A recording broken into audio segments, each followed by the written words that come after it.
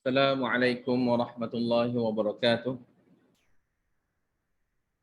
Alhamdulillah, nahmaduhu wa nasta'in wa nastaghfiruhu wa nu'minu bihi wa natawakkalu alaih wa na'udzu billahi min syururi anfusina wa min sayyiati a'malina. May yahdihillahu fala mudilla lahu wa may yudlil fala hadiya lahu. Asyhadu an la ilaha illallah wahdahu la syarika lah wa asyhadu anna Muhammadan 'abduhu wa rasuluh. Allahumma shalli wa sallim ala Muhammad wa ala alihi wa ashabihi ajma'in wa man tabi'ahum bi ihsanin ila yaumiddin. Subhanaka la ilma lana illa ma 'allamtana innaka antal alimul hakim. Rabbi shrah li sadri wa yassir li amri wa hlul 'uqdatam min lisani yafqahu qawli, amma ba'd. Ayat yang ke-275. Surah Al-Baqarah. Surah Al-Baqarah ayat 275. A'udzu billahi minasy syaithanir rajim. Bismillahirrahmanirrahim. Alladzina ya'kuluna ar-riba la yaqumuna illa kama yaqumul ladzi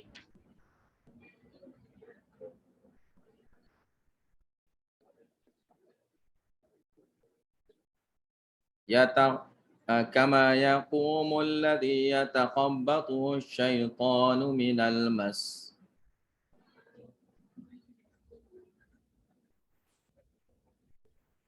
Dzalika bi annahum qalu innamal bai'u mithlur riba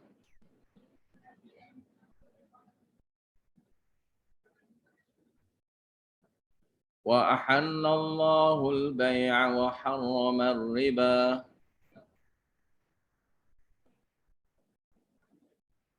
Faman ja'ahu maw'izatun min rabbih fantaha falahu ma salaf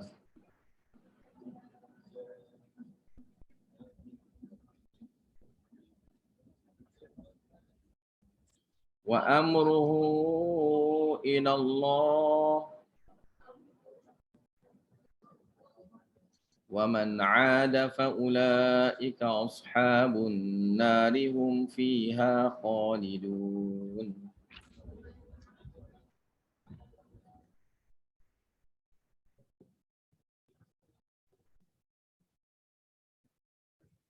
Sini ayat akibat daripada tidak infak. Akibat daripada meninggalkan infak.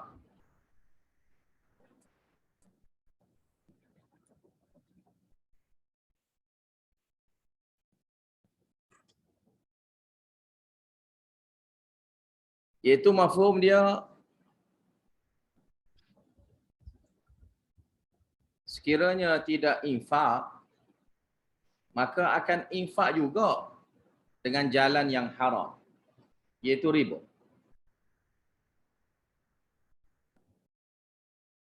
Maka sanggupnya bagi harta tanpa apa-apa perasaan pun. Bahkan suka pun gitu. Bagi saja asalkan kita dapat. Seperti mana orang yang berurus niaga, bank ribawi. Bank-bank ribawi ini, bank-bank riba,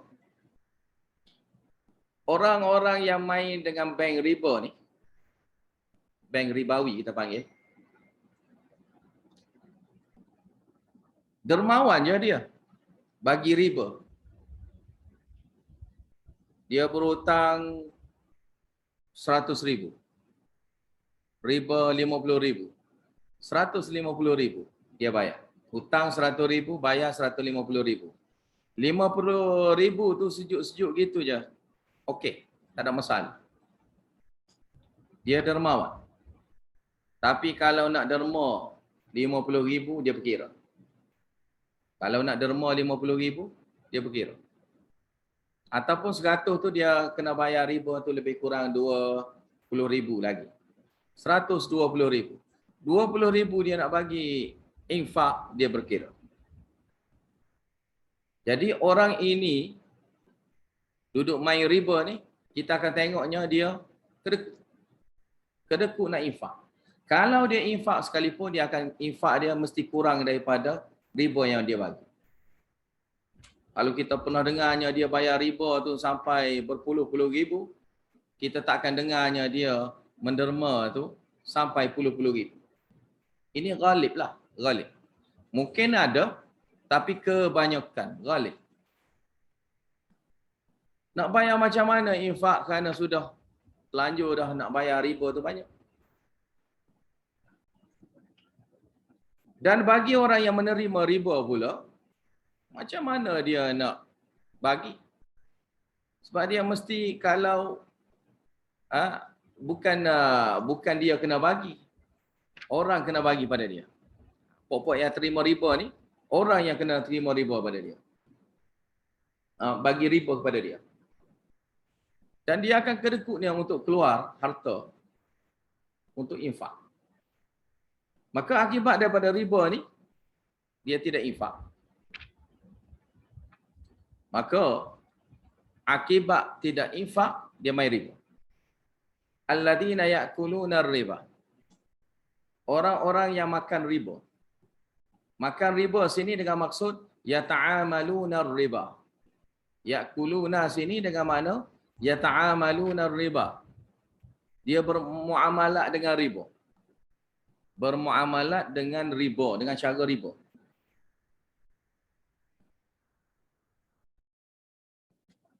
Riba ni dari segi bahasanya dengan makna ziyadah, lebih. Lebih-lebih itu dipanggil riba. Apa yang jadi lebih itu dipanggil riba.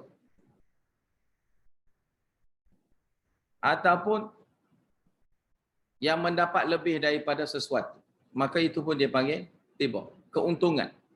Keuntungan pun dipanggil riba. Dari segi istilah syaraknya,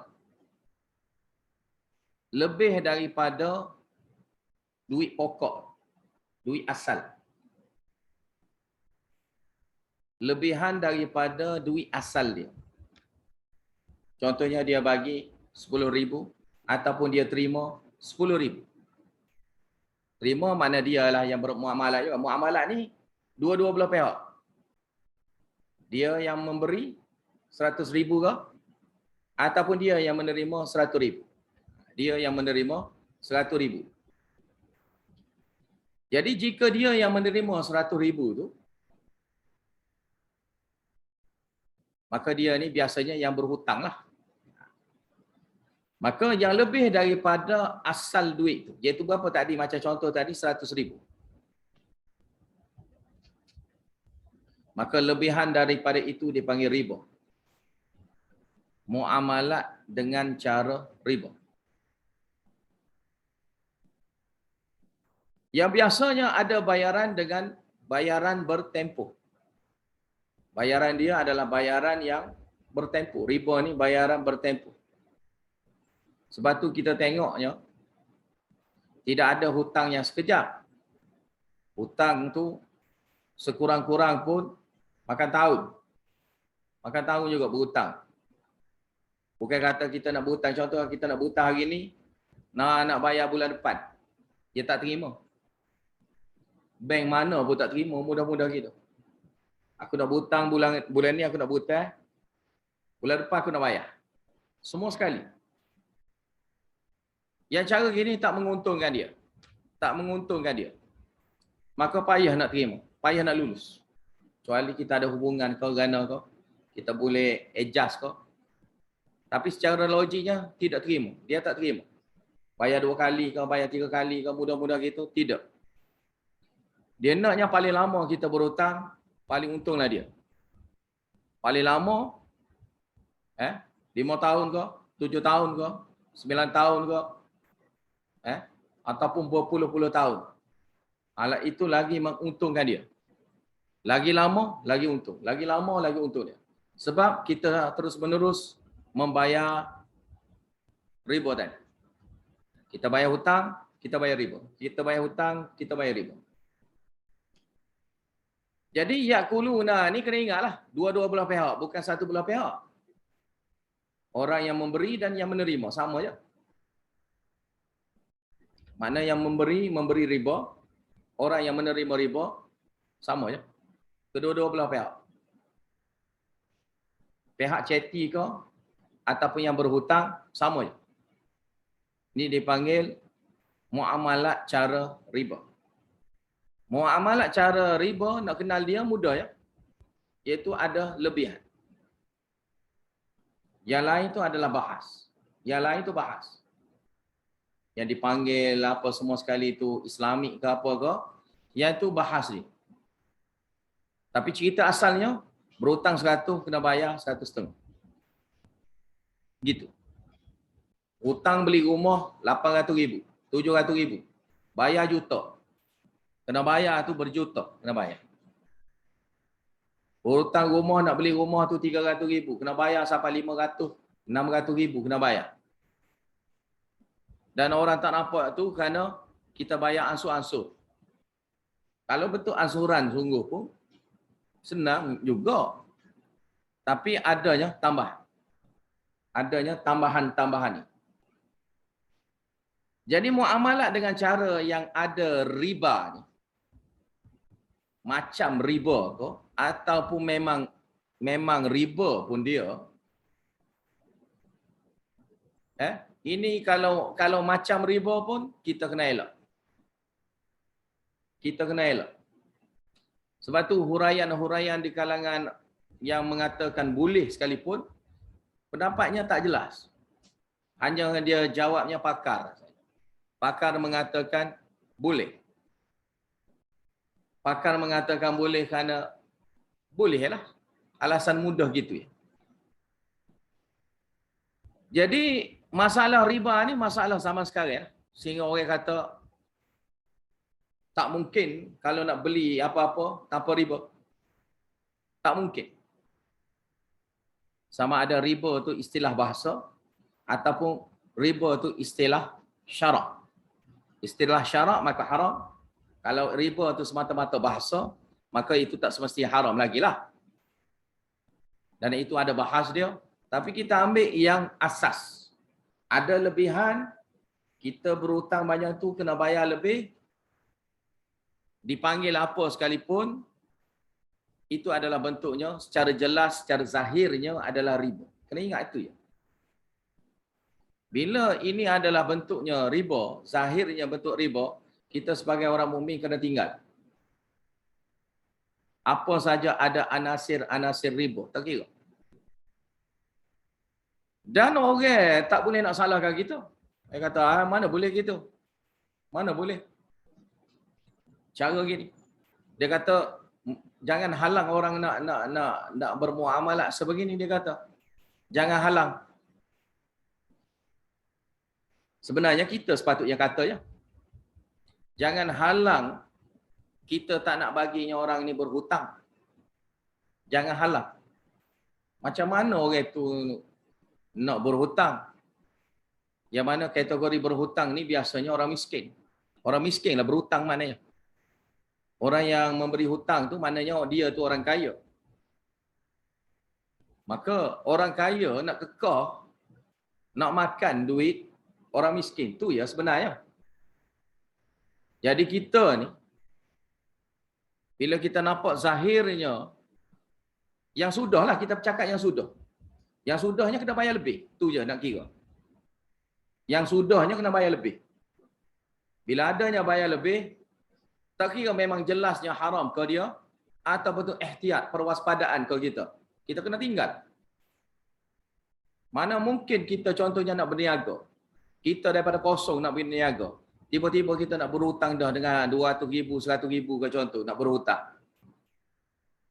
Yang mana nak berhutang tu, kitanya kosong. Niaga, kita tak niaga pun lagi. Kita berhutang dah. Niaga pun tidak lagi. Kita berhutang dah. Dan dengan habis duit banyaknya, ambil daripada duit hutang itulah. Kemudian barulah start niaga. Dan start niaga, tak tahu lagi untung setengah mana. Atas kertas nampak untung. Memanglah. Nasi lemak kalau jual 100 bungkus, nampak untung terus dah. 1000 bungkus sehari, nampak kaya dah kita. Realitinya gitu lah. Atas kertas memanglah. Kita nak masak banyak mana pun boleh. Soalannya laku ke tidak? Kan? Kita nak masak contoh nasi lemak lah. Nasi lemak kita nak masak 1000 bungkus. Letak tepi jalan. Soalannya habis ke tak 1000 bungkus?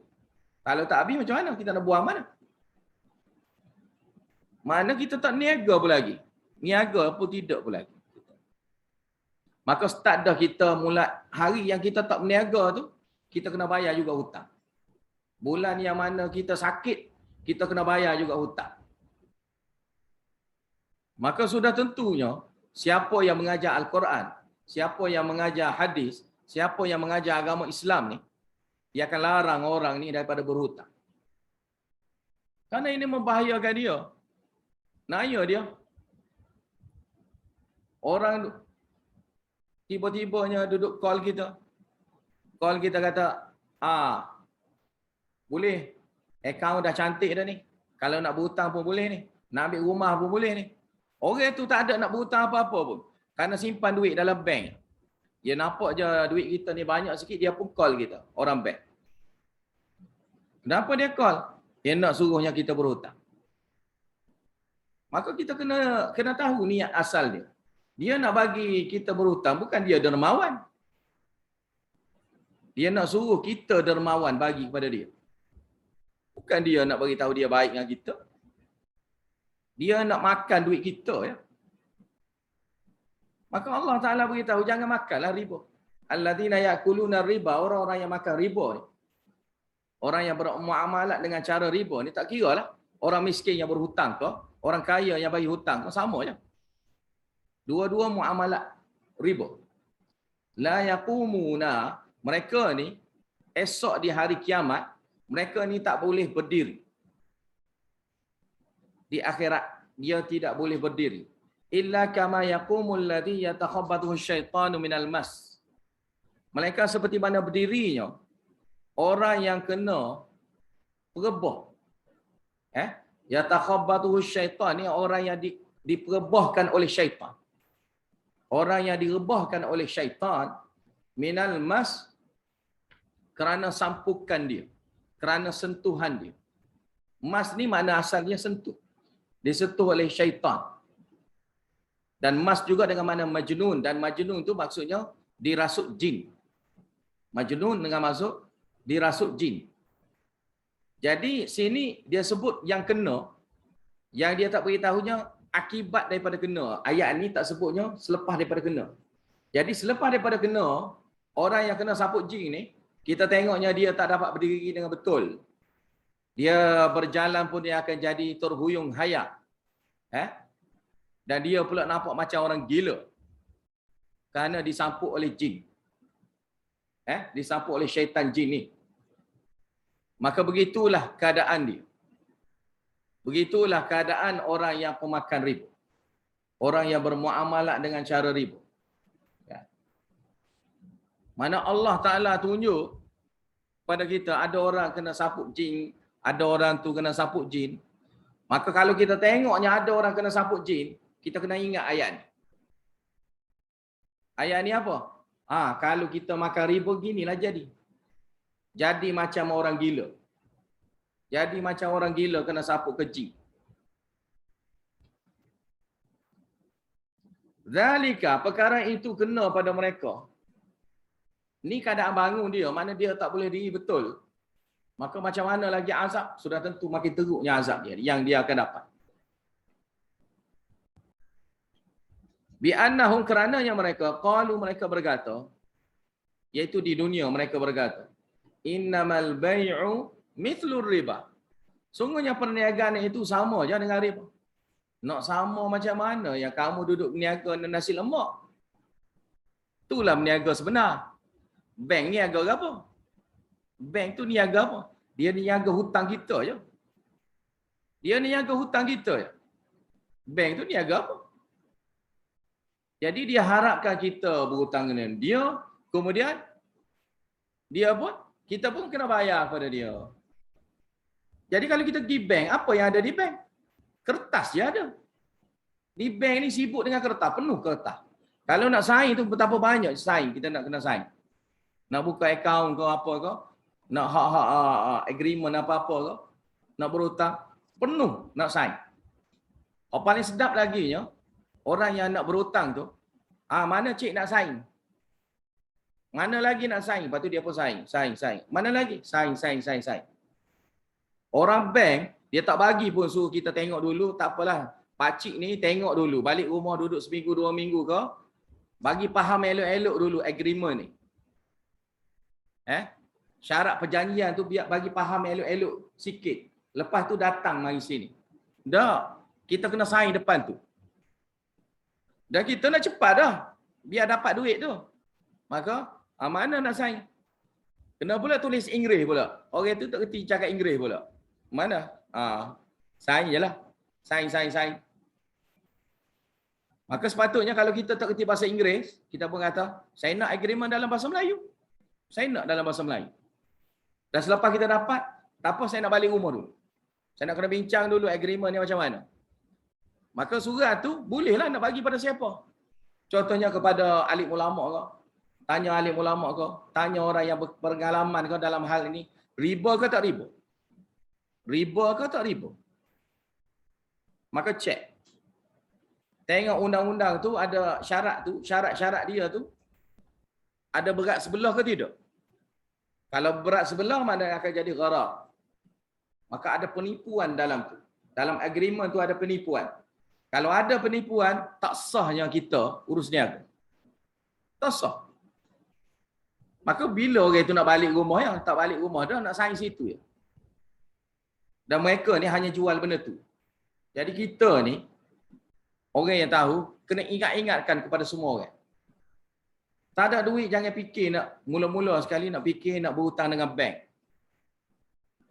Baiklah kamu berhutang dengan mak ayah kamu pun balik kurang kau. Okeylah juga kan. Dia nak kita bayar balik duit dia ya. Dia tak ada nak ke riba contohlah. Kalau kita ada kawan hutang dengan kawan kau. Ataupun kalau tak ada, memang tak ada rezeki kita lah. Kita hutang mana yang mana kita mampu je lah. Sekadar yang kita mampu je. Jangan kita telita nak buat benda tu. Sebab bila kita sangkut situ, habis kita. Tak kena buat, kita kena jaga rumah ke, kena jaga itu ke, jaga ni ke. Habis barang kita hilang. Lepas tu kita dengan Allah Ta'ala selesai. Dah juga. Sebab kita buat benda salah. Sebab ayat pasal riba ni, yang akhir diturunkan dalam Al-Quran. Ayat pasal riba. Nak beritahu apa? Riba ni tidak mansub. Tu makna dia. Riba ni tidak mansub. Dan riba ni satu benda yang bahaya di akhir zaman. Lepas tu maknanya bahaya. Kita tempat kita tak ada riba. Ya, tak ada. Mana tak ada riba? Tempat kita. Kamu baca ke agreement tu? Kalau kamu ambil hanya fatwa umum, orang kata boleh. Ada orang kata, ada ustaz tu kata boleh. Boleh pakai umum semua. Pandai. Kamu kan ada mata. Kamu kan reti cakap bahasa Melayu ke apa. Bacalah sendiri. Baca sendiri, tengoklah undang-undang dia, syarat dia tu apa. Berat sebelah ke?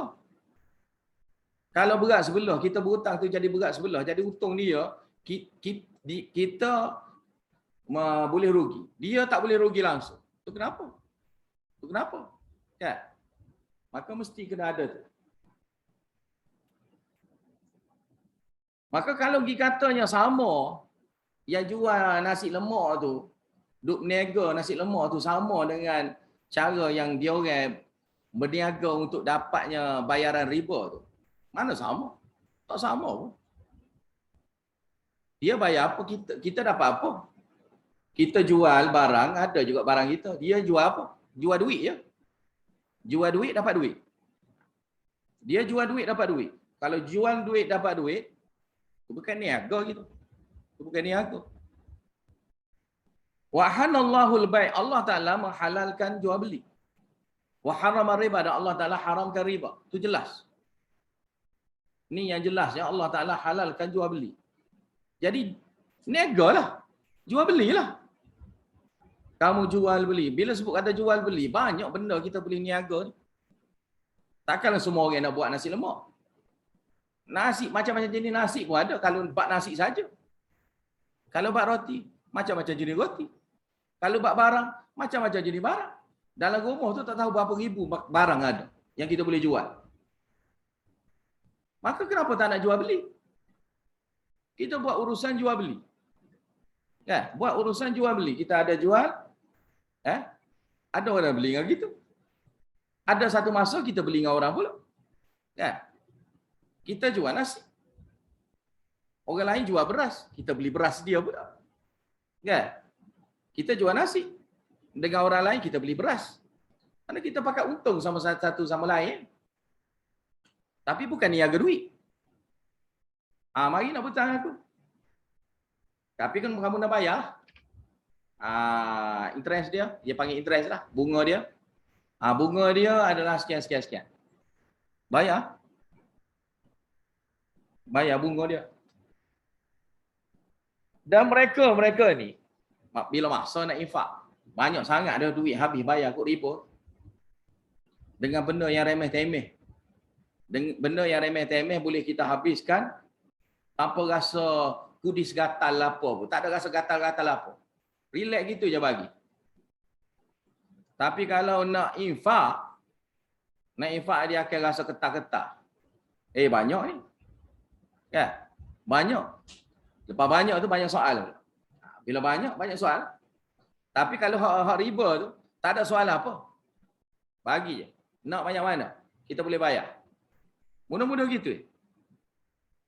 Faman ja'ahu mau'izatun min rabbih, maka barang siapa yang datangnya nasihat daripada Tuhan dia, Rabb dia ni, fantaha, berhentilah main muamalat dengan cara riba ni. Falahu masalah. Bolehlah kepada dia apa yang lepas. Yang lepas tu tak apa. Okeylah, tak ada masalah.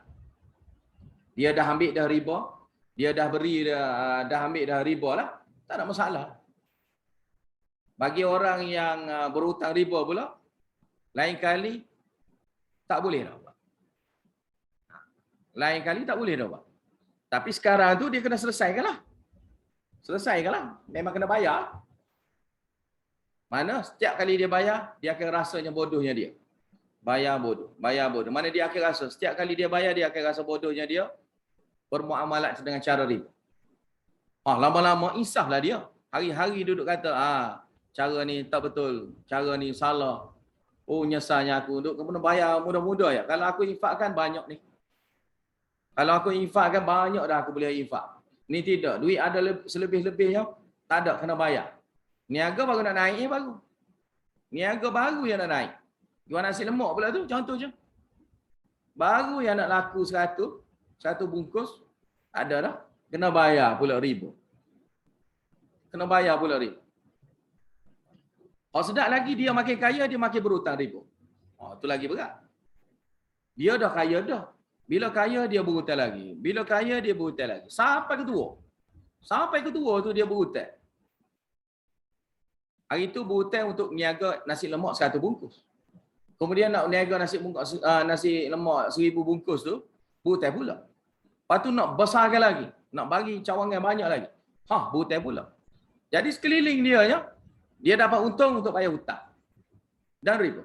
Untuk bayar hutang dan riba. Hutang dan riba. Jadi hidup dia, kerja dia untuk bayar riba. Sampai bila? Sampai mati dia. Hidup untuk bayar riba.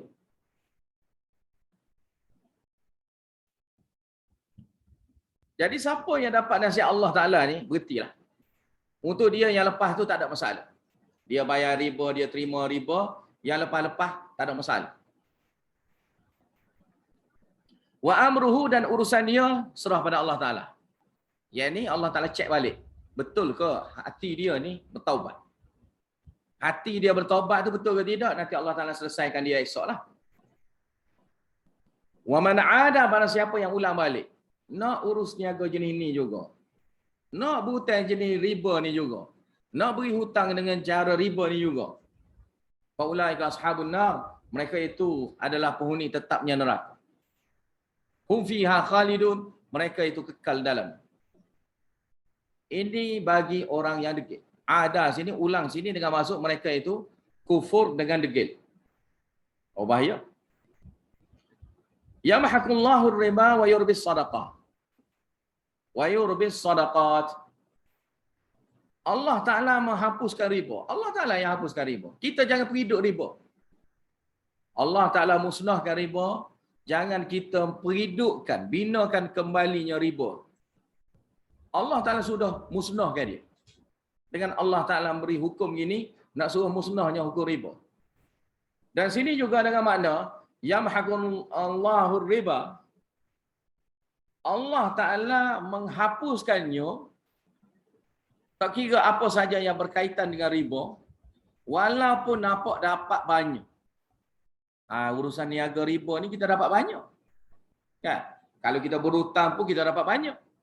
Kalau kita memberi hutang pun kita dapat banyak. Tak apalah bayar sikit-sikit pun, kalau hak jenis bayar sikit-sikit itu tak apa. Asalkan kita jadi kaya raya dengan cara hutang, tak ada masalah. Kan untung ni dia kata. Maka sinilah wa in kana ziyadat. Walaupun ia tu nampak lebih. Walaupun nampak lebih, sebenarnya kali Allah Ta'ala hapuskan. Allah Ta'ala sudah hapuskan, dia yang perhidupkannya. Dan dialah yang rasanya kebaikan. Padahal Allah Ta'ala sudah hapus dah kebaikan dia. Hapus ini, hapus kebaikan dia, keberkatan dia. Allah Ta'ala hapus semua. Tapi dia rasa riba tu adalah menguntungkan. Wa yurbi sadaqat, dan Allah Ta'ala mengkembang biakkan sedekah. Sedekah ni Allah Ta'ala kembang biakkan ia. Wa in kana nuqsan, walaupun dia tu nampak kurang. Bila bagi sedekah, bagi infak, nampak kurang duit kita. Memang pun infak makin kurang duit kita. Kita keluar, makin kurang. Keluar, makin kurang. Keluar, makin kurang. Sehingga tak ada langsung. Tapi Allah Ta'ala ganti, kadang-kadang ganti dengan benda lain lah. Allah Ta'ala bagi keberkatan hidup kau. Ya. Mana dengan kesihatan kau. Allah Ta'ala bagi dengan harta yang paling utama kau, iaitu ilmu kau. Allah Ta'ala bagi dia makin faham agama kau. Tapi harta dia nampak macam kurang. Jadi sinilah disebut walaupun kurang. Walaupun dalam ayat lain ada beritahu Allah Ta'ala akan tambah. Sebab tambah ni, dia ada cepat lambat. Dia ada cepat lambat. Maka kalau lambat kita rasa, tak bertambah. Kita dah keluar dah. Tak bertambah. Tapi kita kena yakinlah pada Allah Ta'ala bertambah ni. Bertambah harta kita ke. Atau bertambah keberkatan. Kita nak keberkatan tu. Bertambahnya khair. Dulu RM100 kita rasa cukup dah. Sekarang ni peliknya, selepas kita infak, kita ada RM10 pun rasa cukup. Ada RM10 pun cukup. Walaupun kita tak ada duit RM10 pun, cukup juga. Cukup juga. Mana tak perlu keluar pun. Contoh. Ada lagi pun. Mana ada ni masih lagi boleh diguna. Jadi itulah dia dipanggil keberkatan kita. Keberkatan dalam harta kita yang Allah Ta'ala berkati. Jadi jangan kita fikir kalau kita bagi RM1, Allah Ta'ala bagi RM10. Jangan tu fikir gitu. Sebab yang lipat kali ganda tu adalah akhirat yang utama. Yang dunia ni, kalau Allah Ta'ala tambah tu mengikut kebijaksanaan Allah Ta'ala. Allah Ta'ala tambah macam mana. Maka walaupun kurang, tapi Allah Ta'ala tetap kembangkan sedekah itu menjadinya kaya rayanya satu orang tu di akhirat. Dengan mendapat nikmat hasil daripada sedekah dia. Wallahu la yuhibbu kulla kafarin athim. Dan Allah Ta'ala tidak mencintai setiap orang yang kufur, yang menolak kebenaran secara degil, athim lagi pendosanya dia, sehingga cepatnya dia melakukan dosa. Kalau bab riba, cepat sangatnya dia. Kalau bab infak, lambat-lambatnya dia. Bahkan kedekutnya dia tu sampai menolak terusnya infak. Habis itu, sini tabsyir, innal ladzina amanu wa 'amilus solihati wa aqamus salata wa atawuz zakata lahum ajruhum 'inda rabbihim wa la khaufun 'alaihim wa la hum yahzanun. Sungguhnya orang yang beriman dan beramal saleh. Beramal saleh sini maknanya ta'mim, yang umum dia. Amal-amal yang umum disebutkan sini. Wa aqamus salah itu amal yang khusus. Dan lebih-lebih laginya mereka itu mendirikan solat. Wa atau zakah dan menunaikan zakat. Aqamus salah mewakili ibadah badani, tubuh badan, atau zakah mewakili ibadah maliyah, ibadah harta. Mana orang yang jaga dua ni? Itu mana amal soleh. Lahum ajruhum 'inda rabbihim, bolehnya pada mereka. Mereka itu akan mendapatinya ganjaran pahala buat mereka 'inda rabbihim, di sisi Rabb mereka. Wala khaufun 'alaihim, dan tidak ada takut dah lagi ke atas mereka. Walahum yahzanun, dan tidaknya mereka itu akan merasa duka cita meninggalkan dunia. Khaufun itu mana takut akan akhirat yang di depan dia. Ya ayyuhalladzina amanu taqullah wa dharu ma baqiya minar riba in kuntum mu'minin. Wahai orang-orang yang beriman, hendaklah kamu menjaga hukum Allah. Wa dharu ma baqiya minar riba, dan hendaklah kamu tinggalkan apa yang berbaki riba itu, yang untuk diterima tu jangan terima dah lagi. Terima jangan terima dah lagi riba itu, tapi terima hanya yang pokok saja. Duit pokok asal kita saja. In kuntum mu'minin, sekiranya kamu ini orang beriman, fa in lam taf'alu, maka sekiranya kamu tidak melakukan perkara itu, fa'dhanu dengan mana fa'yaqinu, maka yakinlah kamu semua biharbin minallah, akan mendapatnya peperangan dari berperang dengan Allah Taala dan Rasulnya. Wa in tubtum, dan sekiranya kamu bertaubat, falakum ru'usu amwalikum, maka boleh pada kamunya kepala harta-harta kamu itu. Yang ni yang selain pada riba, yang asal yang kita bagi hutang itulah. Kalau kita bagi hutang 100,000, 100,000 itu dia kena bayar. Lebih itu yang riba tak perlu bayar. La tazlimuna, yang sepatutnya kamu tidak menzalimi. Wala tuzlamuna, dan sepatutnya selayaknya kamu tidak dizalimi. Yang ni la tazlimuna, kamu tidak menzalimi. Sini dengan mana? Dengan tidak ada menambah-nambahnya hutang itu dengan bayaran-bayaran lebihan. Tak ada bayaran-bayaran lebih. Kalau 100,000, 100,000 sudah. Itu dipanggil la tazlimu, kamu tidak menzalimi. Wala tuzlamu, kamu tidak dizalimi. Sini maknanya dibayar situ jadi bayarnya kurang. Jangan bayar bentuk bayar kurang. Wa in kana dhu 'usratin fanaziratun ila maisarah wa tasaddaqu khairun lakum in kuntum ta'lamun. Wa in kana dhu 'usratin, dan sekiranya dia itu dhu 'usratin. Kana sini fi'il tam. Mana dia hanya cukupnya dengan fa'il saja ataupun dengan isim saja. Isim tam lah sini. Fi'il tam. Jadi dhu usratin sini orang yang susah.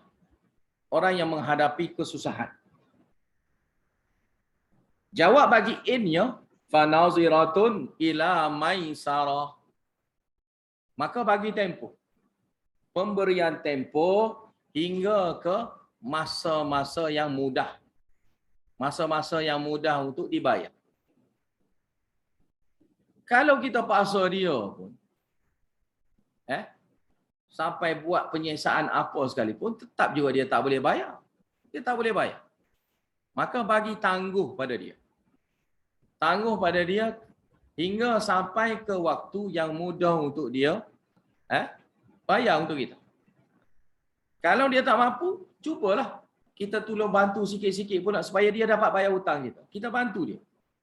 Ta'awanu 'alal birri wat taqwa ni, kita tolonglah dia. Dan dia tak boleh bayar, jangan kita tekan dia, bantu dia. Kenapa tak nak bantu dia? Bantu dia. Bantu dia supaya dia dapat bayar kepada kita. Bantu dia. Bagi idea ke, bagi peluang ke, peluang perniagaan ke, ikutlah. Supaya mudah-mudahan dia dapat bayar. Dan kita nak sangat pada harta tu dia bayar balik, mungkin kerana banyak. Maka kita bagi peluang pada dia, bagi masa, dan ataupun kita dengan bagi masa itu kita bagi lagi kemudahan-kemudahan lain supaya dia itu dapat selesaikan hutang kita. Maka sinilah mafhum pada wa antasaddaqu khairul lakum. Dan kalau kamu sedekah dan bahawasa Kamu bersedekah tu khairul lakum, buat itu lebih baik buat kamu. Kamu sedekah, itulah lebih baik untuk kamu. In kuntum ta'lamun, sekiranya kamu mengetahui hakikatnya kelebihan orang yang bersedekah. Jadi sedekah ni tak kira lah kamu sedekah semua, ataupun kamu sedekah separuh, ataupun kamu tolong apa-apa yang patut. Tolonglah apa-apa yang patut, mudah-mudahan dia dapat bayar pada kita. Jadi Allah Ta'ala ajar kepada kita, nak suruh dia bayar, kita pula infak dia. Infaklah dengan apa saja sekalipun. Tak semestinya dengan wang ringgit, tak semesti. Kan? Kita tak ada wang ringgit, nak bantu dia, nak tambah dengan wang ringgit, tak nak dah. Contoh kita tak nak bagi dah. Tapi kita nak bagi barang kepada dia. Ya, bagi kemah kau kepada dia. Dengan kemah tu tak apalah, kamu nak jual apa-apa, kemah dah ada. Paling kuranglah ikutlah apa-apa yang kita rasa itu. Ataupun kita tunjuk ajar pada dia, gini cara nak berniaga. Kalau nak berniaga tepi jalan, gini cara. Contoh. Niaga lagi ni. Ni ada peluang. Lepas tu kita siap tunjuk pula. Gilah kawasan ni, kawasan ni. Biasanya kawasan ni ramai orang. Try lah situ. Kan? Mana kita bagi idea-idea pada dia pun, itu pun juga adalah bentuk sedekah. Jadi apa saja jenis sedekah? Sedekah itu sebenarnya menguntungkan kedua belah pihak. Dan lebih-lebih lagi kita lah yang utamanya. Yang kita ni bersedekah kepadanya. In kuntum ta'lamun wattaqu yawma turja'una fihi ila Allah. Hendaklah kamu takut akan harinya kamu semua ni dikembalikan pada hari itu kepada Allah. Semua sekali dikembalikan pada Allah Ta'ala pada hari itu. Ayat ni antara ayat yang akhir diturunkan dalam Al-Quran. Ayat ni. Antara yang akhir yang diturunkan dalam Al-Quran ni, yang paling akhirnya ayat yang diturunkan adalah ayat ini. Tsumma tuwaffa kullu nafsin ma kasabat wa hum la yuzlamun. Kemudian disempurnakan setiap jiwa, setiap manusia, maka sahabat akan apa yang dia telah usaha kerjakan. Wahum la yuzlamun, dan mereka itu semua sekali tidak akan dizalimi sama sekali.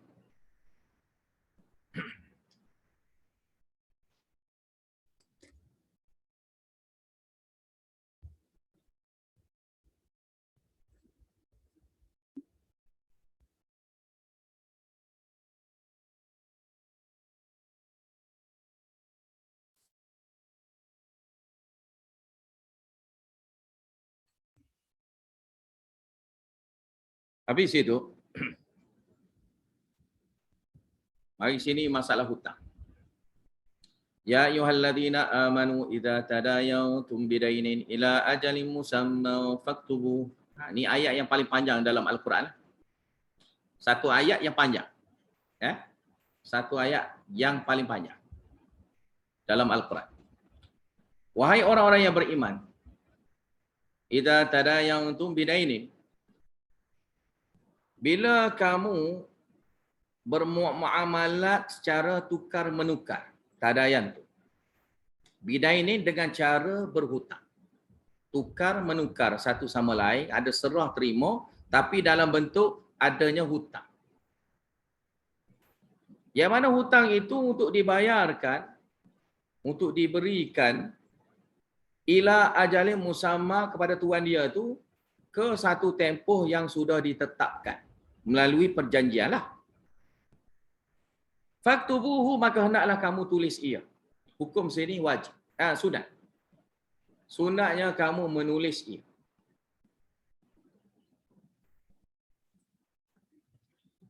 Jadi semua orang tulis tu hukumnya sunat. Yang pentingnya bayar. Bukan tulis tu yang penting, yang pentingnya bayar. Tetapi sunat tulis. Ada alasan dia selepas pada. Wal yaktub bainakum katibun bil adl, dan hendaknya juru tulis di kalangan kamu menulis secara adil akan isi perjanjian itu. Yang ada menulis hutang yang kena bayar banyak mana, kan, bila, kan, hutang apa, bayar bila, ada tempoh dia itulah. Jadi sininya penulis tu tak kira lah siapa. Yang kita lantik dia sebagai penulis ataupun kita sebagai penulis. Sebab penulis tak semestinya orang lain, kita pun boleh tulis. Jadi kalau kita pandai tulis, kita tulis. Tapi tulislah dengan adil. Dengan adil sini, ini bagi pihak orang yang diminta kepada dia menulis. Mestilah kena tulis dengan adil. Dan orang yang nak menulis tu secara amnya semua sekalinya, orang yang menulis itu kena tulis dengan adil. Wala ya'bakatibun an yaktuba kama 'allamahu Allah. Janganlah penulis itu enggan menulis seperti mana yang Allah Ta'ala sudah ajarnya kepada dia tulis. Allah Ta'ala ajar dah pada dia tulis, tulislah. Dan orang suruh tulis, tulis. Fal yaktub, maka tulislah dia.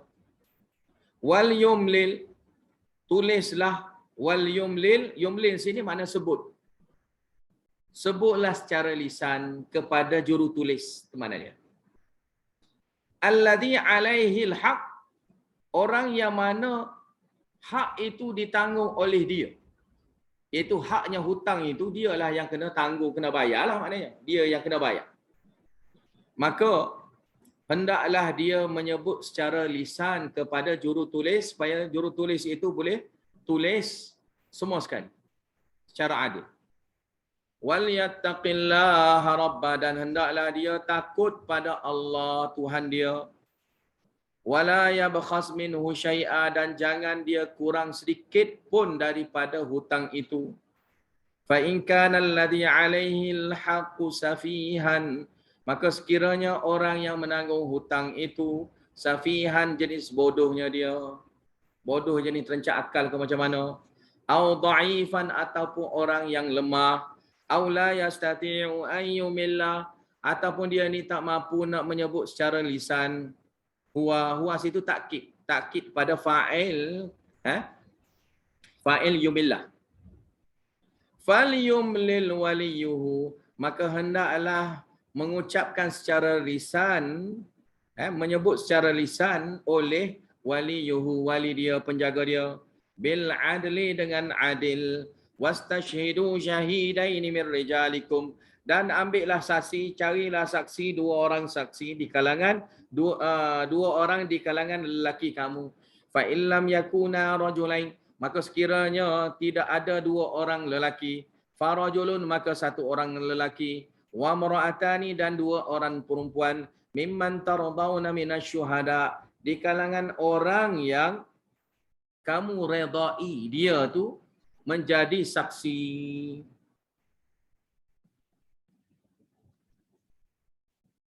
Ini kerananya antadilla ihdahuma, kenapa perempuan tu kena dua orang sebagai ganti bagi satu orang lelaki?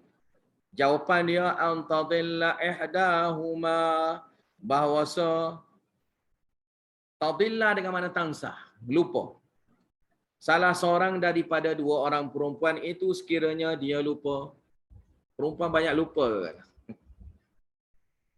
Antadilla ihdahuma, perempuan itu salah seorang di kalangan dua orang perempuan itu lupa, fatudzakkira ihdahumal ukhra, maka yang seorang lagi perempuan itu akan ingatkannya balik, bagi dia ingat.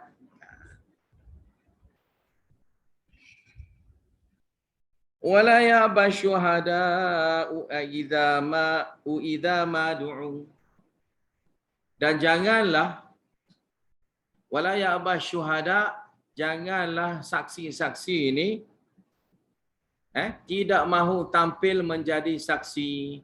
Idza ma du'u, sekiranya dia diminta supaya tampil menjadi saksi. Mana wajib? Ini perintah wajib. Bila diminta supaya jadi saksi, dia wajib kena saksi.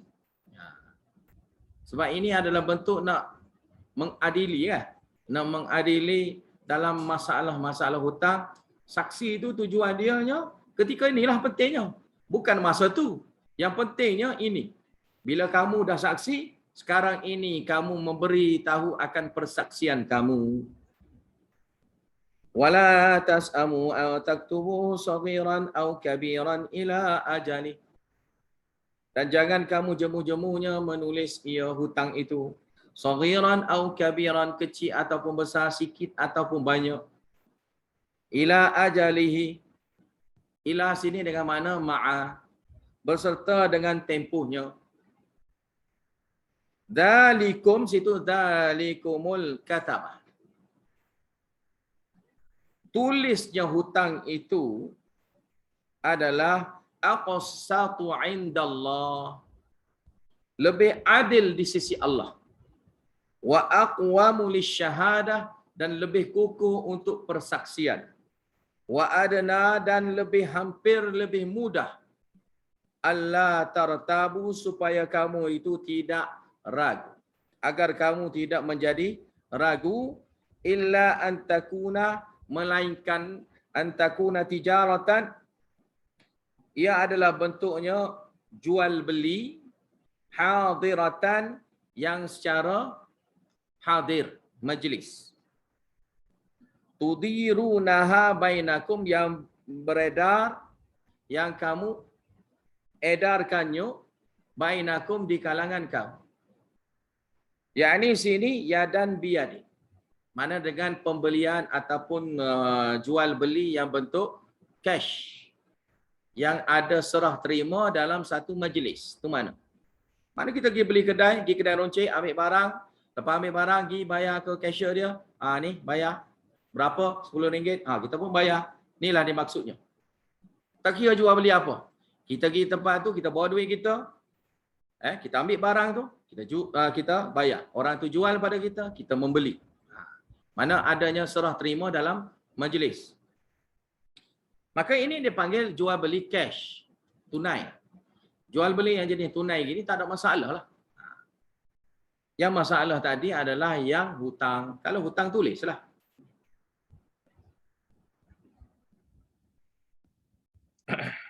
Falaisa alaikum junahun alla taktubu. Maka tidak jadi salah sekiranya kamu tak tulis.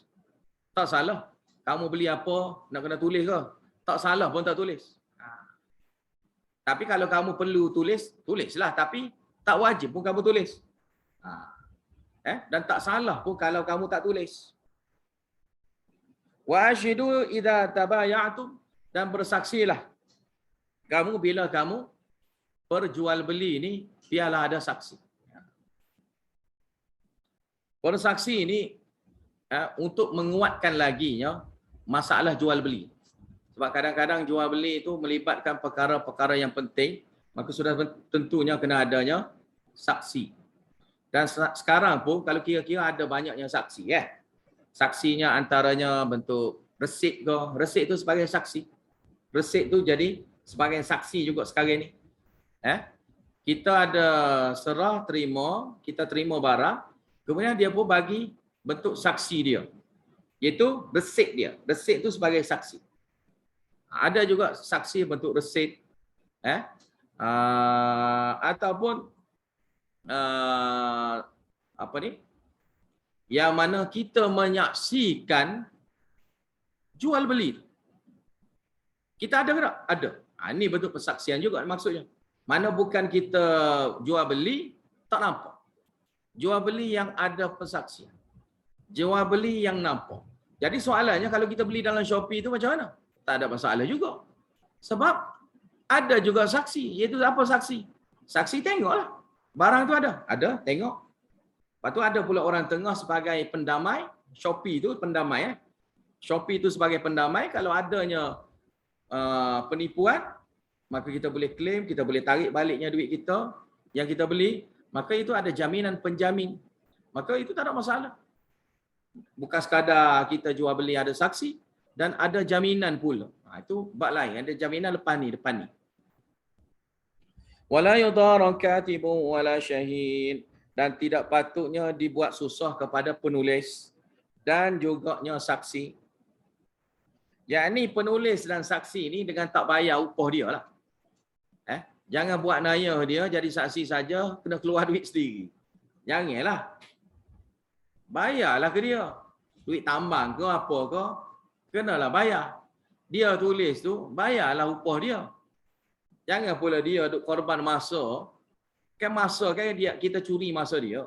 Bila kita curi masa dia, kita ambil masa dia, kita bayarlah sikit. Jangan buat susah dia. Letih saja dia buat kerja untuk kita. Bayarlah. Jadi wa in taf'alu, maka sekiranya kamu melakukannya, iaitu melakukan apa yang nuhi itu. Kamu melakukan apa yang dilarang terhadap kamu. Fa innahu fusuqum bikum. Maka sesungguhnya kefasikan itu kembali kepada kamu. Kefasikan itu berbalik kamu yang dapat. Dosa fasik, perbuatan fasik itu kena pada kamu, kenalah kamu. Wattaqullah, dan hendaklah kamu takut pada Allah. Wa yu'allimukumullah, dan Allah Ta'ala itu pula mengajar kepada kamu ilmu. Wallahu bikulli syai'in alim, dan Allah Ta'ala itu maha alim atas setiap sesuatu. Tuhan yang maha alim ajar pada kita, ikut je lah. Yang paling alim siapa? Allah. Habis itu. Wa in kuntum ala safarin wa lam tajidu katiban farihanun maqbudah, dan sekiranya kamu dalam musafir, walam tajidu katiban, dan kamu tak ada jumpanya penulis, nak cari mana penulis? Tak ada. Juru tulis tidak ada. Farihanun, maka dengan adanya gadaian.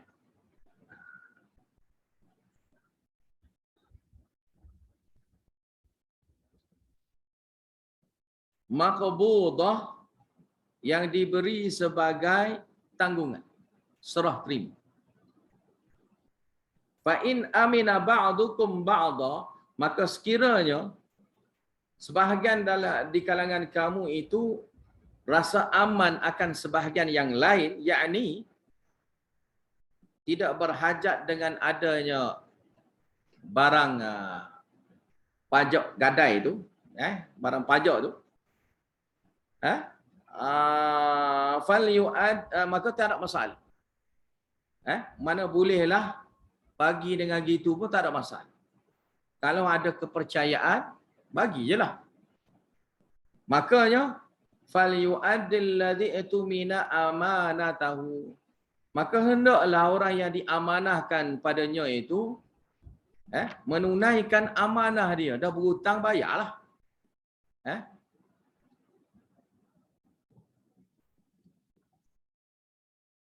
Jadi barang gadai yang dijadikan tanggungan sebagai jaminan akan haknya ia itu, kalaulah ada, gunalah. Yang tu sebagai nak kita nak apa? Nak berhutang. Kita gadailah. Kalau tak dapat, orang itu kata tak apa, saya percaya pada Allah. Maka kita kena, orang itu percaya pada kita, bagi amanah pada kita, maka kita kena tunaikan amanah itu.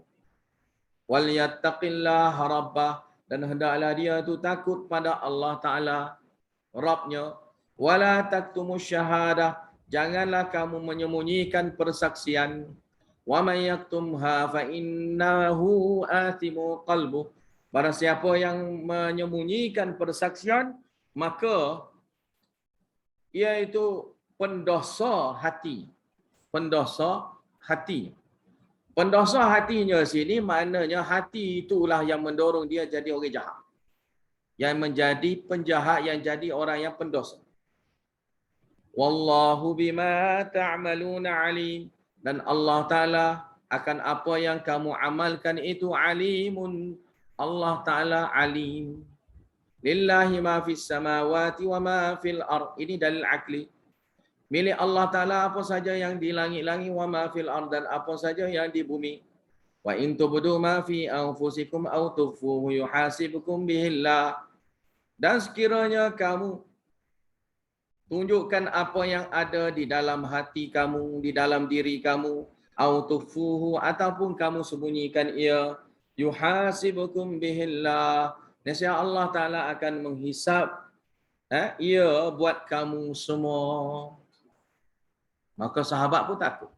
Dalam hadis bila jumpanya ayat ini, sampai ayat ini, sahabat semua sekali getar. Takut semua. Karena Dosa yang tersembunyi dalam hati pun Allah Ta'ala nak azab. Maka Allah Ta'ala pun turunnya ayat yang kat bawah tu lah. La yukallifullahu nafsan illa wus'aha. Tu ayat ni.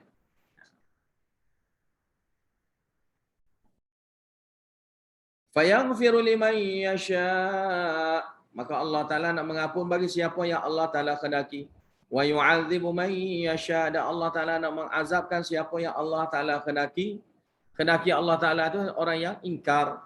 Wallahu ala kulli syai'in qadir. Dan Allah Ta'ala atas segenap sesuatu tu Allah Ta'ala berkuasa.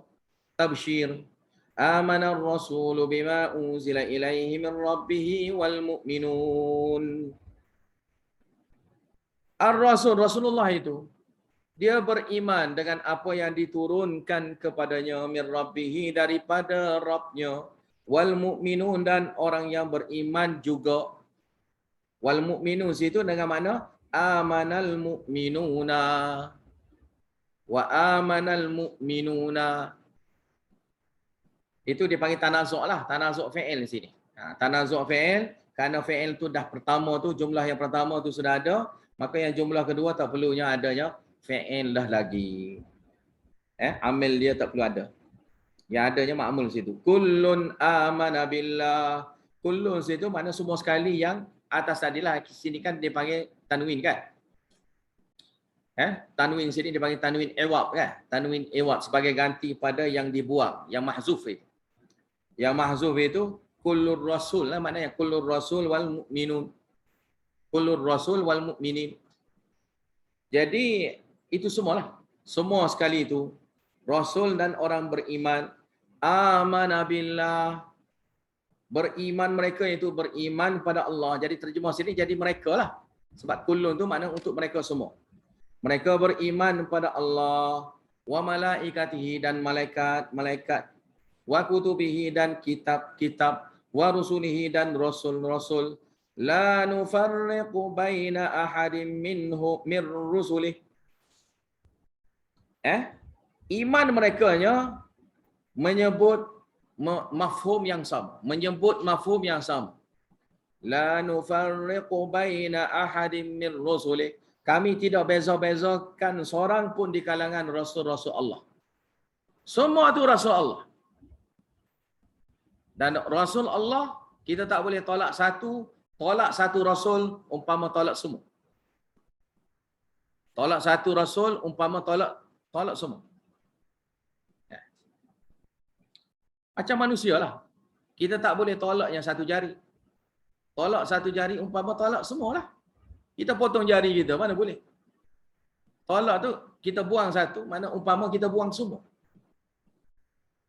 Jadi waqalu dan mereka berkata sami'ana wa ata'na, kami dengar dan kami patuh. Patuh dengan ajaran Allah Ta'ala, kami dengar dengan dengar yang makbul, diterima. Qabul lah, dengar yang betul, qabul. Wa ata'na dan kami taat. Taat setia. Ghufranaka sini, ghufranak. Ini lafaznya adalah maf'ul mutlak. Yang sudah dihazafkan fi'il dan fa'il dia. Fi'il dan fa'il dia sudah dimahzufkan, dibuang dia. Iaitu fi'il mahzuf dia adalah nas'alu. Nas'alu. Kami memohon. Apa dia? Ghufranaka, keampunan kamu. Rabbana, wahai Rabb kami. Rabbana dengan mana? Ya Rabbana, wahai Rabb kami. Wa ilaikal masir, dan kepada engkaulah tempat kembalinya ya Allah. La yukallifullahu nafsan illa wus'aha.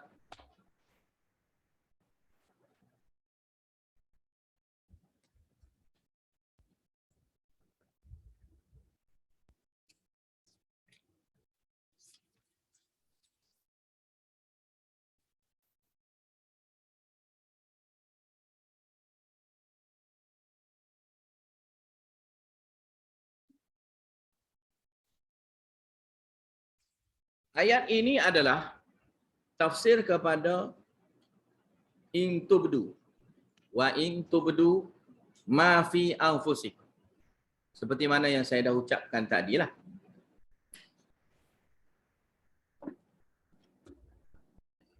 Iaitu la yukallifullahu nafsan illa wus'aha.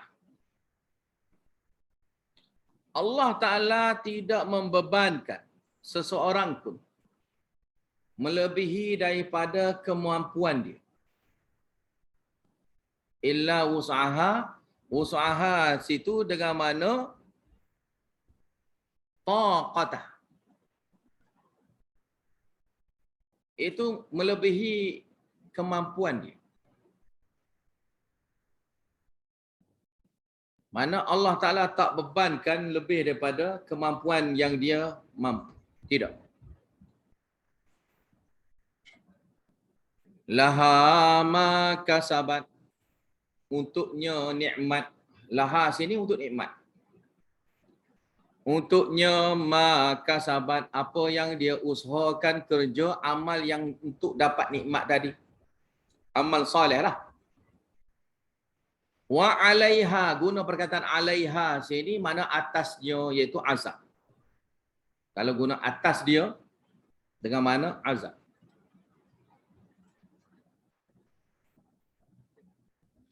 Dia macam lafaz inilah, da'a lahu, da'a alaihi.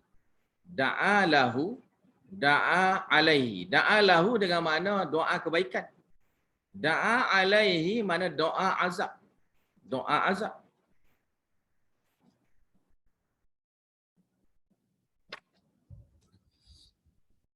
Jadi sininya wa alaiha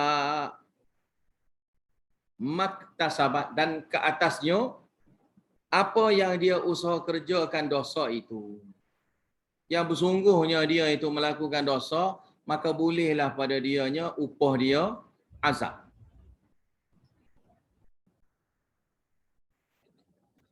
Rabbana la tu'akhidna in nasina aw akhtana.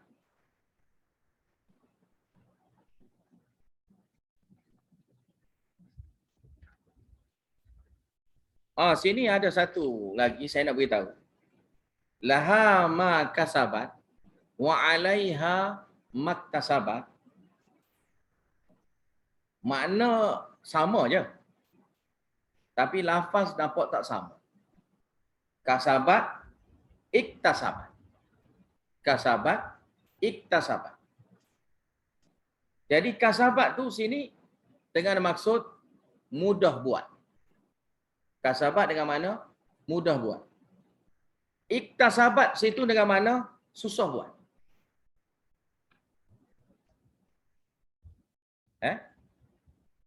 Amal kebaikan ni senang buat. Sebab dia ajar kan? Benda ajar kita ikut je yang dia ajar. Benda dosa ni kita kena rekod sendiri. Kena buat dengan cara kita sendiri. Semua kena fikir sendiri dengan banyak susah payah dia. Maka iktasabat ni nak beritahu dosa ni payah buat. Payah nak buat. Maka sunglah. Sesuai sangatlah kena azab. Gi buat juga benda yang susah buat. Dosa. Macam syirik. Senang ke buat? Susah nak buat. Bid'ah. Senang ke? Susah. Nak buat bid'ah. Kan nak kacau bubur syura tu. Kan? Bubur Asyura tu kan? Start daripada pagi sampai petang. Bukan senang. Nak kucar dia tu. Kucar. Bagi orang buat tu dia rasa sudah buat amal kebajikan dah. Tak apa. Dia pun dia kata ni niat untuk bagi orang ramai makan. Dia pun kacau daripada pagi sampai petang. Rasa kira lah siapa yang pernah kacau bubur Asyura tu, dia akan berkecik-kecik tu. Kena lengan kita. Sebab tu dia kena kacau dengan batang kayu panjang sikit. Dia macam dodol lah. Berkecik-kecik tu sampai bila tu? Sampailah ke petang. Barulah masak. Macam dodol lah. Lepas tu dia anggap dapat pahala. Resipi tu kita dapat pahala. Resipi lain tak dapat pahala. Hari Asyura kalau buat biryani tak dapat pahala. Buat bubur Asyura baru dapat pahala. Itu kefahaman dia. Kita kena buat. Kalau orang buat bubur Asyura, kita buat lain. Kita buat apa? Kita puasa lah. 10 Muharram kita puasa. Tak nak buka puasa, kita bagi makan kepada orang ke kerana apa? Bagi makan. Siapa lagi hak puasa hari ni? Kita bagi makan. Kita buat gitu. Bagi makan pula, bagi makan apa? Bagi makan lah, tak kira lah biryani ke, nasi arak ke, apa ke, kita bagi. Ini tidak, nak suruh bersyukur tu yang juga, nak makan. Rabbana la tu'akhidna, wahai Rabb kami. La tu'akhidna, jangan azab kami. Janganlah kamu azab kami.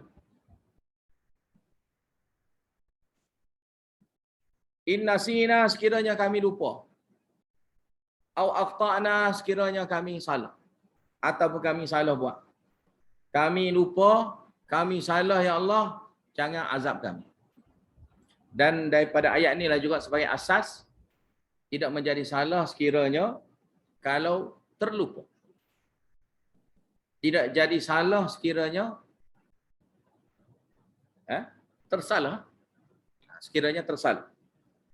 Rabbana wala tahmil alaina, wahai Rabb kami, jangan bagi tanggung pada kami. Jangan bagi kami pikul. Jangan kamu pikulkan kami. Alaina, ke atas kami. Iaitu pikulkan sini, pikulkan syariat. Jangan kamu pikulkan kami dengan syariat. Isran iaitu beban syariat itulah. Isran, beban syariat. Kama hamal tahu, seperti mana kamu bagi pikulkan beban syariat itu alal ladina min qablina, ke atas umat yang sebelum daripada kami, yang mana berlakunya seperti mana contoh kenanya najis, kena potong kena potong pakaian yang kena najis mesti dipotong, bukan dibasuh. Itu seperti mana yang disebutkan dalam Sahih Al-Bukhari. Kemudiannya seperti mana yang kita dah belajar daripada awal surah Al-Baqarah. Sesiapa yang syirik pada Allah Ta'ala, maka hukumnya bunuh. Akan dihukum bunuh. Mana ada orang lain akan membunuh dia. Mana hukum bunuhlah bagi siapa yang syirik pada Allah Ta'ala. Tapi kalau umat yang sekarang ni, kalau dah bertaubat gitu, tak ada masalah. Tak ada masalah. Kecuali murtad lah. Murtad tetap juga hukum bunuh. Rabbana wala tahmil alaina isran kama hamaltahu 'alal ladina min qablina. Rabbana wala tuhammilna. Wahai Rabb kami, janganlah kamu memberikan pikul pada kami. Memberi pikulan pada kami. Memikulkan kami. Apa dia? Sini dalam perkara-perkara takwini. Perkara-perkara takwini. Yang tadi tasyri'i, yang syariat. Yang ini pula adalah hukum-hukum yang bentuk takwini. Takwini ini yang berkaitan dengan kejadian. Kejadian-kejadian yang mengena kita lah. Macam banjir ke, sakit ke, wabak ke, kemarau ke, itulah. Mala taqata lana bih, yang mana ia itu kami tidak mampunya nak tangguh ia. Wa'fu anna, maafkanlah kami. Wa'fu anna, maafkanlah kami. Yakni ini ayat ada ta'alluq dengan la tu'akhidna in nasina au akhtana. La tu'akhidna in nasina au akhtana. Mana ampun sini yang ada kaitan dengan ayat doa Rabbana la tu'akhidna in nasina au akhtana. Waghfir lana, dan ampunlah dosa kami. Ampun dosa kami sini yang ada kaitan dengan Rabbana wala tahmil alaina isra. Yang ada kaitan dengan Rabbana wala tahmil alaina isra kama hamaltahu 'alal ladina min qablina. Ampunilah dosa kami. Warhamna, dan bagilah rahmat pada kami. Rahmat pada kami sini ada kaitan dengan ayat Rabbana wala tuhammilna ma la taqata lana bih. Semua sekali wa'fu anna ke waghfir lana ke warhamna ke satu maksud saja. Iaitu minta Allah Taala ampun dosa. Ia adalah satu maksud. Anta maulana, engkaulah pelindung penjaga kami. Yakni fid darain, iaitu di dunia dan akhirat. Fansurna, maka tolonglah kami. Alal qaumil kafirin, nak lawan, nak mengalahkan kaum yang kafir, yang menolak kebenaran secara degil itu. Jadi tafsir kepada kaum yang kafir itu surah Ali Imran. Surah Ali Imran. A'udzu billahi minasyaitonir rajim. Bismillahirrahmanirrahim. Alif Lam Mim. Allahu la ilaha illa huwal hayyul qayyum.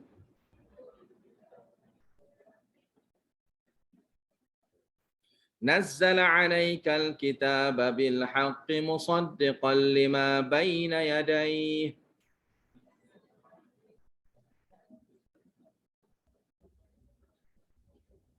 وأنزل التوراة والإنجيل.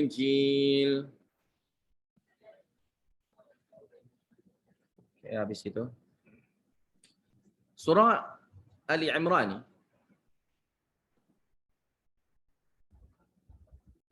nak cerita pasal syubhah kekeliruan orang kafir. Yang terutamanya sifat golongan Nasara. Yang terutamanya sifat golongan Nasara. Yang mana kekeliruan Nasara itu yang ada syubhah tentang tauhid, risalah, jihad dan infak. Ada kaitan dengan semua. Maka surah ni nak jawab syubhah-syubhah kekeliruan ini semua.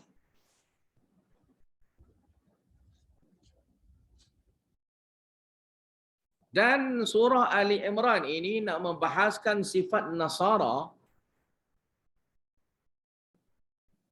yakni mereka itu mensyirikkan Allah Ta'ala bighairi ilm. Syirikkan Allah Ta'ala itu tanpa ilmu. Syirik tanpa ilmu. Siapa dia golongan Nasara? Yahudi pula syirik dengan ilmu dan degil. Itu Yahudi. Nasara ni dia syirik tanpa ilmu dengan ilmu hawa nafsu lah. Tanpa ilmu sini mana yang dia gunanya adalah hawa nafsu. Jadi jawapan hawa nafsu tu ada kait rapat lah dengan golongan-golongan yang masih nak berkeras dengan adat resam. Lebih-lebih lagi kita ni orang Melayu. Di Malaysia kita ni ada adat resam Melayu. Maka dengan sendirinya surah ini nak menghapuskan semua adat resam Melayu yang tak sesuai dengan Al-Quran. Yang tak sesuai dengan Al-Quran. Jangan kita adat resam tu kita jadikan ia tu sebagai Islam. Jangan. Jangan kita jadikan adat resam bid'ah itu jadi Islam. Jangan. Jangan kita jadikan adat resam yang amalan syirik itu jadi Islam. Jangan. Islam itulah yang benar. Amal adat resam yang syirik ke, amal adat resam yang bid'ah ke, yang itu bukan Islam. Maka biar jelas. Adat resam ni dia akan pergi kait dengan masalah akidah syirik dan akan pergi kepada masalah bid'ah. Yang mana kita dah bincang dah, bid'ah ni akan berpecah dua maksud. Itu bid'ah yang fasik, bid'ah yang syirik. Bid'ah yang boleh menyebabkan orang itu berdosa besar, bid'ah yang boleh menyebabkan orang itu syirik pada Allah Ta'ala, kufur pada Allah Ta'ala. Jadi dua jenis syirik ni yang ada, yang nak dibahaskan.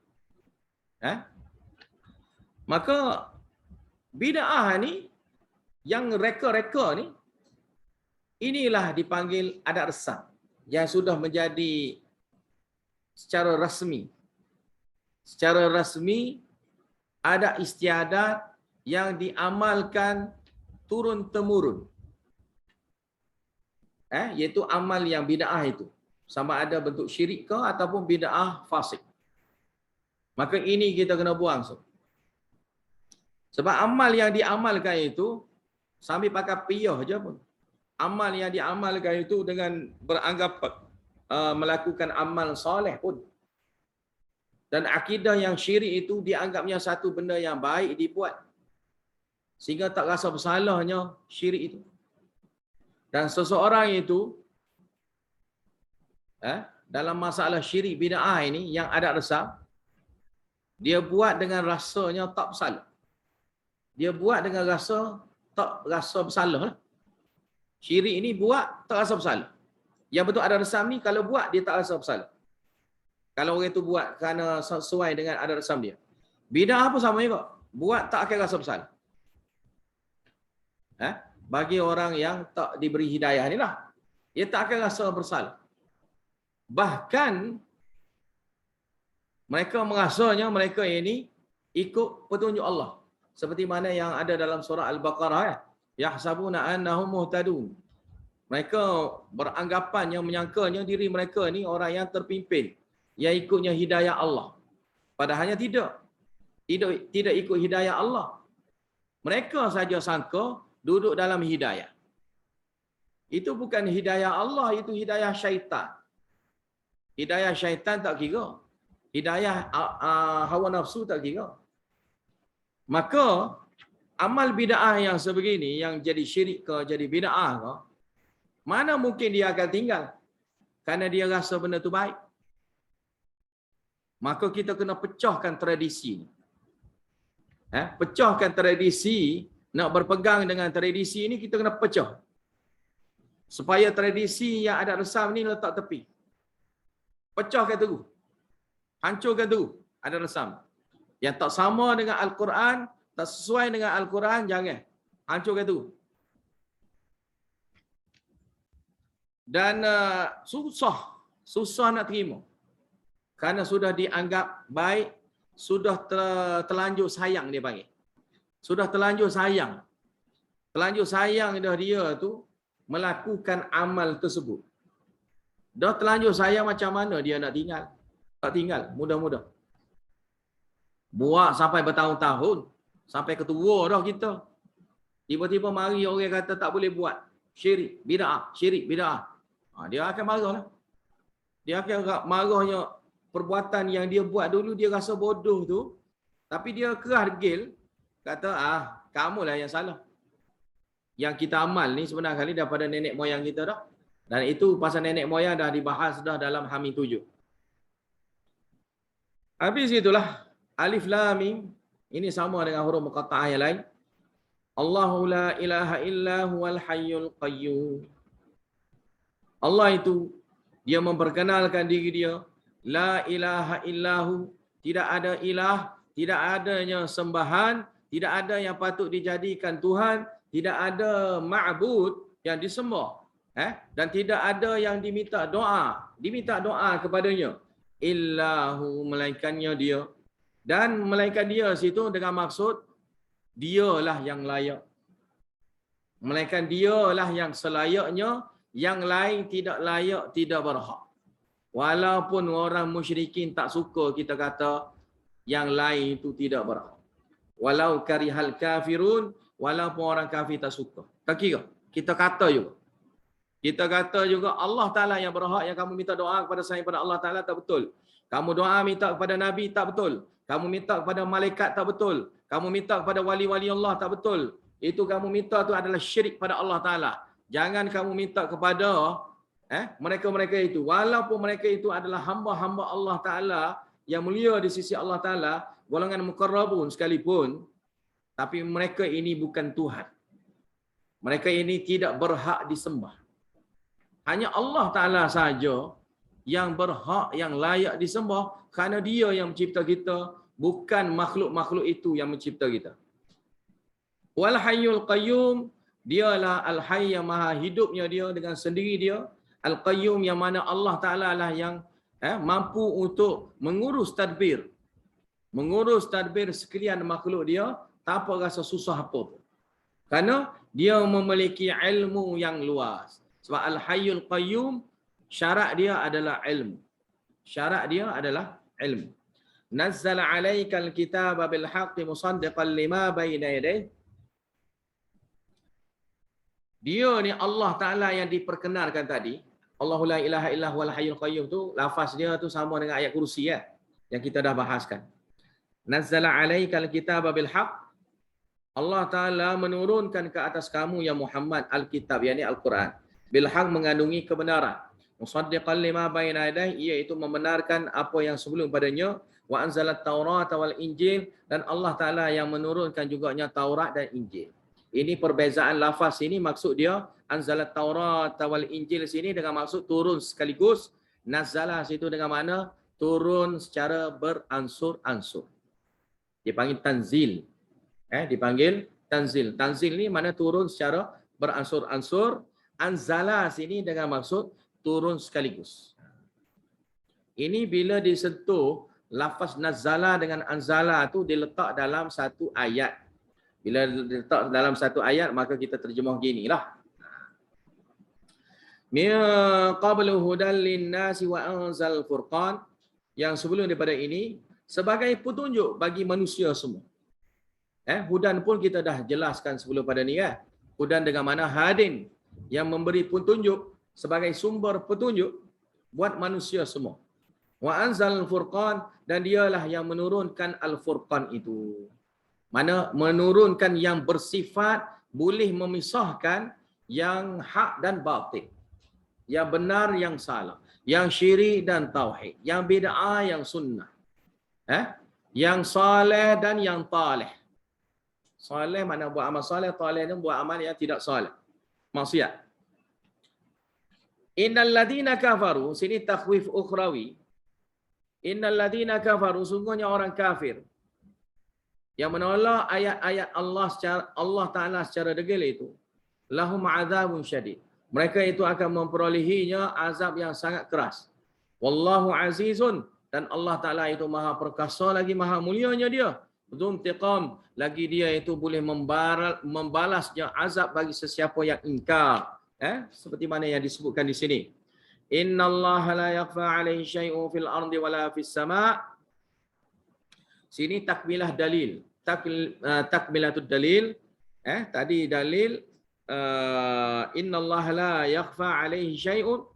Sungguhnya Allah Ta'ala itu tidak ada sesuatu pun dapat tersembunyi daripada dia, fil ardi sama ada di bumi, wala fis sama', dan tidak juganya di langit. Tidak ada yang dapat sembunyi daripada Allah Ta'ala, sehingga kan Allah Ta'ala itu tidak tahu. Tidak ada. Huwallazi yusawwirukum fil arhami kaifa yasha, la ilaha illa huwal azizul hakim. Sini dalil ilmul ghaib. Sebab tadi cerita pasal ilmu, maka sininya dalil Allah Ta'ala, tauhid fil ilmi ni Allah Ta'ala. Sebab ilmu ghaib ni Allah Ta'ala saja yang tahu, selain pada Allah Ta'ala ni tak tahu. Maka dalilnya disebut sini, wallazi yusawwirukum fil arhami kaifa yasha. Allah Ta'ala membentuk-bentukkan kamu, mereka bentukkan kamu, fil arham, dalam rahim-rahim ibu, kaifa yasha, mengikut apa yang dia kehendaki. Ini pun ada bahaskan sebelum pada ni kan. Yang mana diciptakan kita ni dalam 3 kegelapan kan. Dalam 3 kegelapan. Jadi dalam 3 kegelapan, walaupun gelap, Allah Ta'ala boleh ciptanya kita kan. Iaitu gelap apa? 3 gelap. Dalam perut, gelapnya perut. Gelapnya apa lagi? Gelapnya rahim.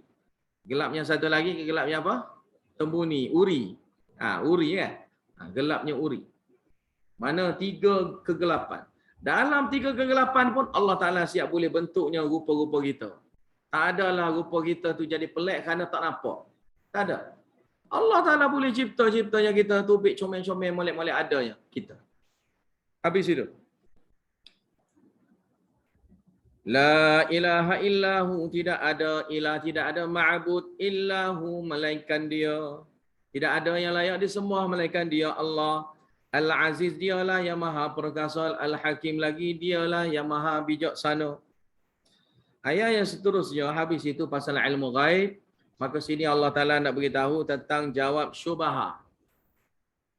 Jawab syubhah tentang masalah Al-Quran. Kekeliruan pemahaman Al-Quran. Asas makna Al-Quran. Jadi ini asas dia yang kita kena tahu dalam Al-Quran. Dan inilah juga dipanggil usul tafsir yang kita kena tahu. Dalam Al-Quran, yang diajar dalam Al-Quran ini antara usul tafsir dia. Walladhi anzala alaikal kitaba minhu ayatun muhkamatun hunna ummul kitabi wa ukharu mutasyabihat.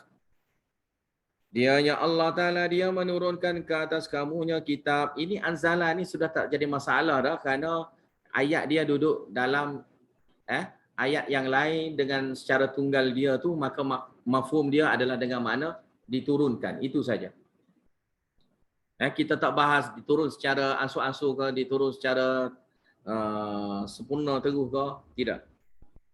Anzala alaikal kitab, Allah Ta'ala menurunkan ke atas kamunya kitab Al-Quran minhu ayatun, daripadanya adanya ayat-ayat muhkamat, ayat-ayat muhkam. Apa itu ayat-ayat muhkam? Itu ayat yang mana terangnya maknanya lagi tegasnya hukum dia. Dan itu jelasnya hukum dia tu adalah diberitahu secara jelas. Hunna ummul kitab, iaitu adalah asasnya kitab Al-Quran ini, asas dia adalah ayat-ayat muhkam. Maka tengok ayat muhkam. Wa ukharu mutasyabihat, dan yang selainnya lagi, yang seterusnya, yang satu laginya adalah mutasyabihat, ayat-ayat yang samar. Samarnya nak faham, mana lawan pada muhkamat lah mana? Mana samarnya dia, mana tak terangnya makna, tak tegasnya hukum, bahkan kadang-kadangnya tak tahu makna langsung. Macam contohnya alif lam mim, tak tahu makna langsung. Langsung tak tahu makna. Ada setengah tu, lafaz tu ada makna. Tak faham khasiat dia, mafhum dia tak faham. Kan macam ayat-ayat zat Allah Ta'ala, kita jadi tak faham. Itu tak faham. Fa ammal ladina fi qulubihim zayghun, manakala orang-orang yang di dalam hati dianya adanya serong. Zayghun sini mana serong? Serongnya dia cenderung. Serong ni maknanya cenderung ke arah sesat. Serong sini maksud dia cenderung ke arah sesat, iaitu milun ilad dalal. Zayghun sini maknanya milun ilad dalal, cenderung ke arah sesat. Cenderung ke arah sesat. Fayattabi'una ma tashabaha minhu ibtigha'al fitnati wa ibtigha'a ta'wilih. Mereka ni orang yang hati serong ni, hati serong, hati curang, hati yang jenis cenderung ke arah sesat ini, dia jadi nak ikut. Fayattabi'una, mereka itu ikut ma tashabaha minhu, ayat-ayat samar yang ada dalam Al-Quran ni dia jadi ikut yang samar. Sepatutnya samar tu tak perlulah dia cara, tapi dia caranya tu. Yang pelik-pelik itulah yang nak bahas. Bahal pasal pasal benda-benda ajaib lah hak cerita dalam Al-Quran, nak suruh ada juga pada pokok dia sebagai keramat lah kononnya. Dia nak suruh ada juga. Jadi benda tu diberitahu dengan umum gitu, umum sudahlah. Tapi dia pergi kait itu benda yang samar gitu, jadi cenderung mana dia ni jadi ke arah sesat. Jadi sesatnya dia ikut benda-benda yang samar, yang tak jelas. Dan lebih-lebih lagi pada ayat-ayat yang berkait dengan ayat-ayat mutasyabihat yang lain seperti pasal zat-zat Allah ke, seperti contohnya yang disebutkan dalam Al-Quran, maka itulah yang dia duduk sibuk-sibukkan. Sehingga kan kalau kita belajar tafsir, dia akan kata, okey, kamu belajar tafsir ke? Saya nak tanya. Tanya soalan. Apa dia nak tanya soalan? Saya nak tanya soalannya, Ar-Rahmanu 'alal 'arsy istawa, awak terjemah apa? Dia duduk sibuk benda tu. Dalam banyak-banyak Al-Quran, itu yang dia nak. Itu dia panggilnya, hati dia ni sudah rosak. Rosak nak pergi ke arah sesat. Cenderung nak pergi ke arah sesat. Jadi pemikiran dia, hati dia. Jadi Dan yang sesat itulah dia ikut. Yang takwil itulah dia ikut. Seperti mana ibtigha'al fitnah. Dia nak kepada fitnah, nak bagi pening pada orang. Fitnah ni mana bagi cubaan kepada manusia. Ibtigha'al fitnah sini mana fitnatin nas. Al fitnah sini dengan mana fitnatin nas fi dini. Buat cubaan kepada manusia di dalam agama. Di dalam agama. Makna merosakkan manusia, bagi ujinya manusia, memunahkan manusia dalam agama, dalam pegangan agama manusia. Nak rosakkan agama. Dialah yang pembawanya berita-berita fitnah ini. Yang boleh merosakkan setengah-setengah orang yang beriman. Wa ibtigha'a ta'wilan dan ta'wili, dan mereka iaitu inginkan mentakwilkannya. Takwil ni makna merubahkan makna yang ori dia.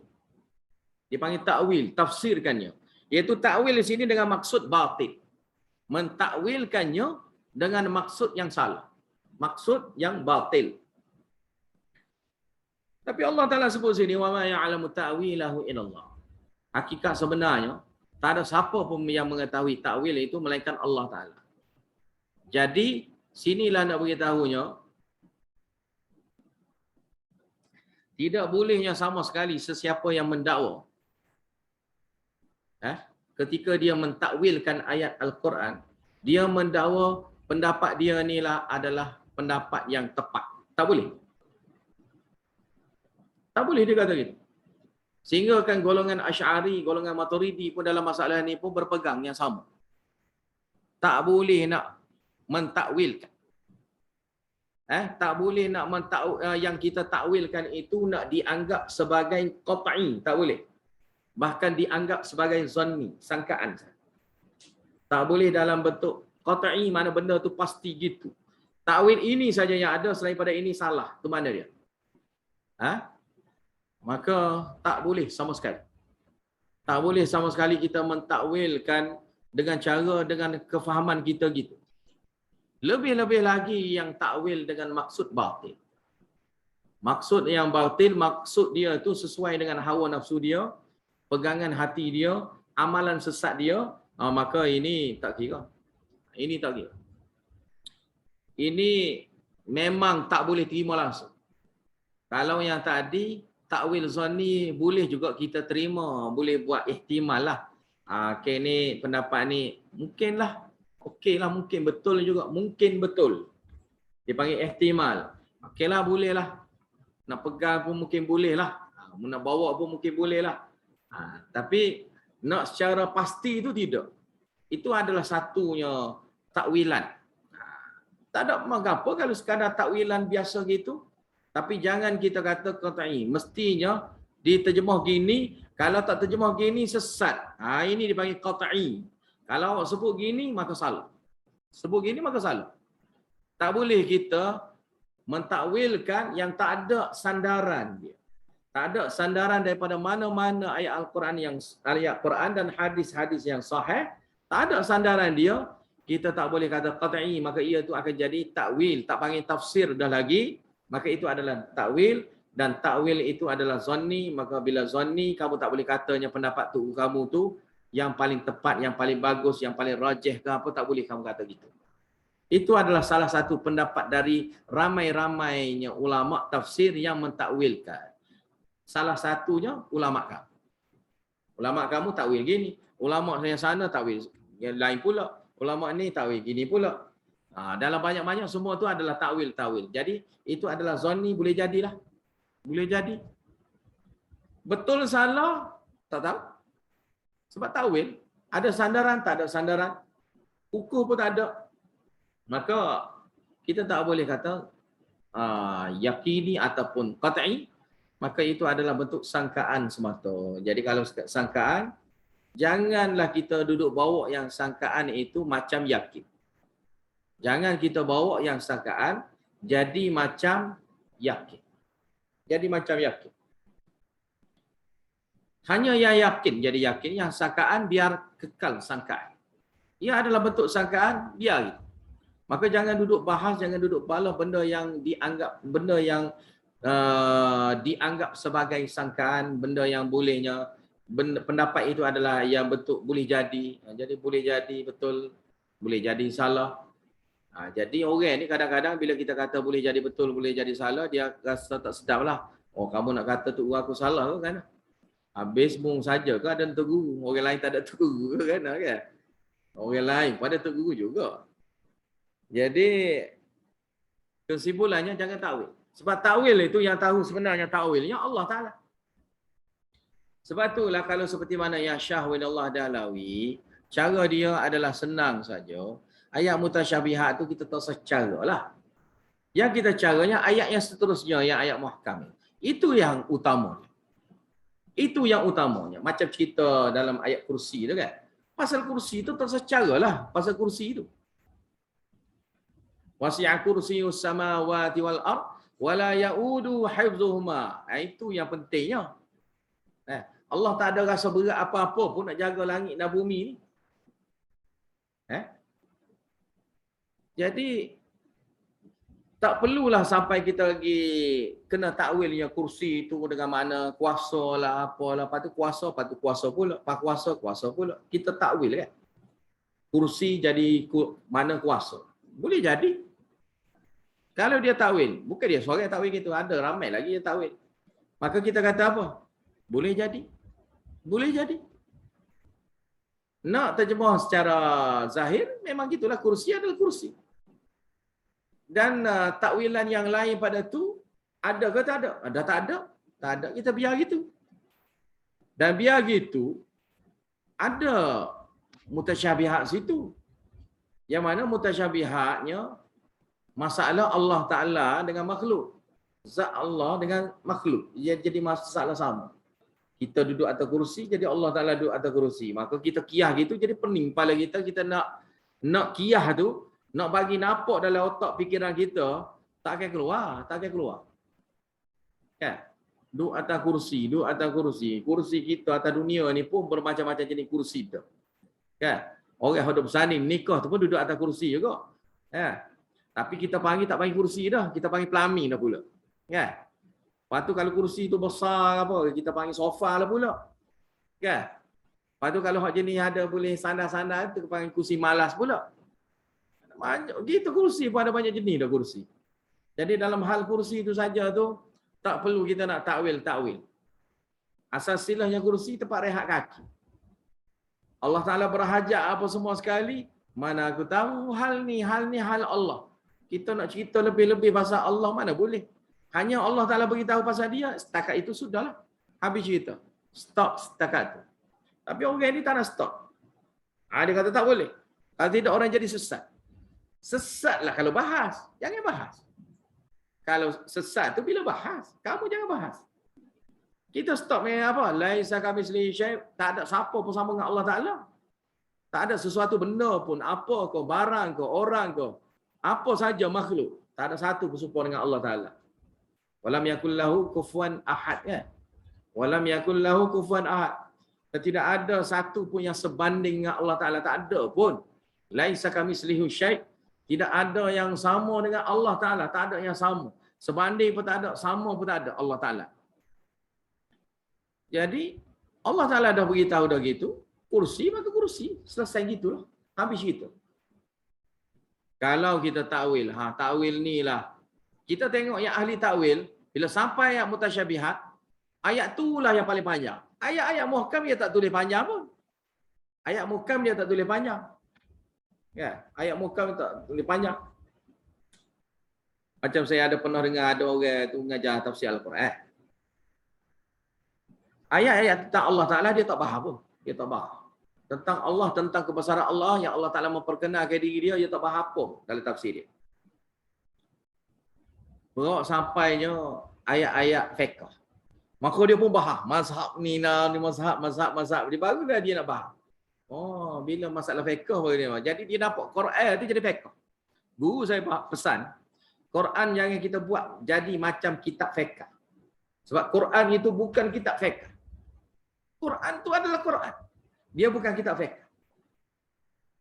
Kita kena bezakan kitab fiqh lain, kitab Quran lain. Setengah orang kata, oh Quran tu ajar tasawuf, dia kitab tasawuf paling besar. Quran bukan kitab tasawuf.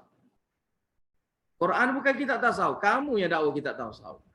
Puak-puak fiqh pula kata, Quran tu kitab fiqh. Tidak.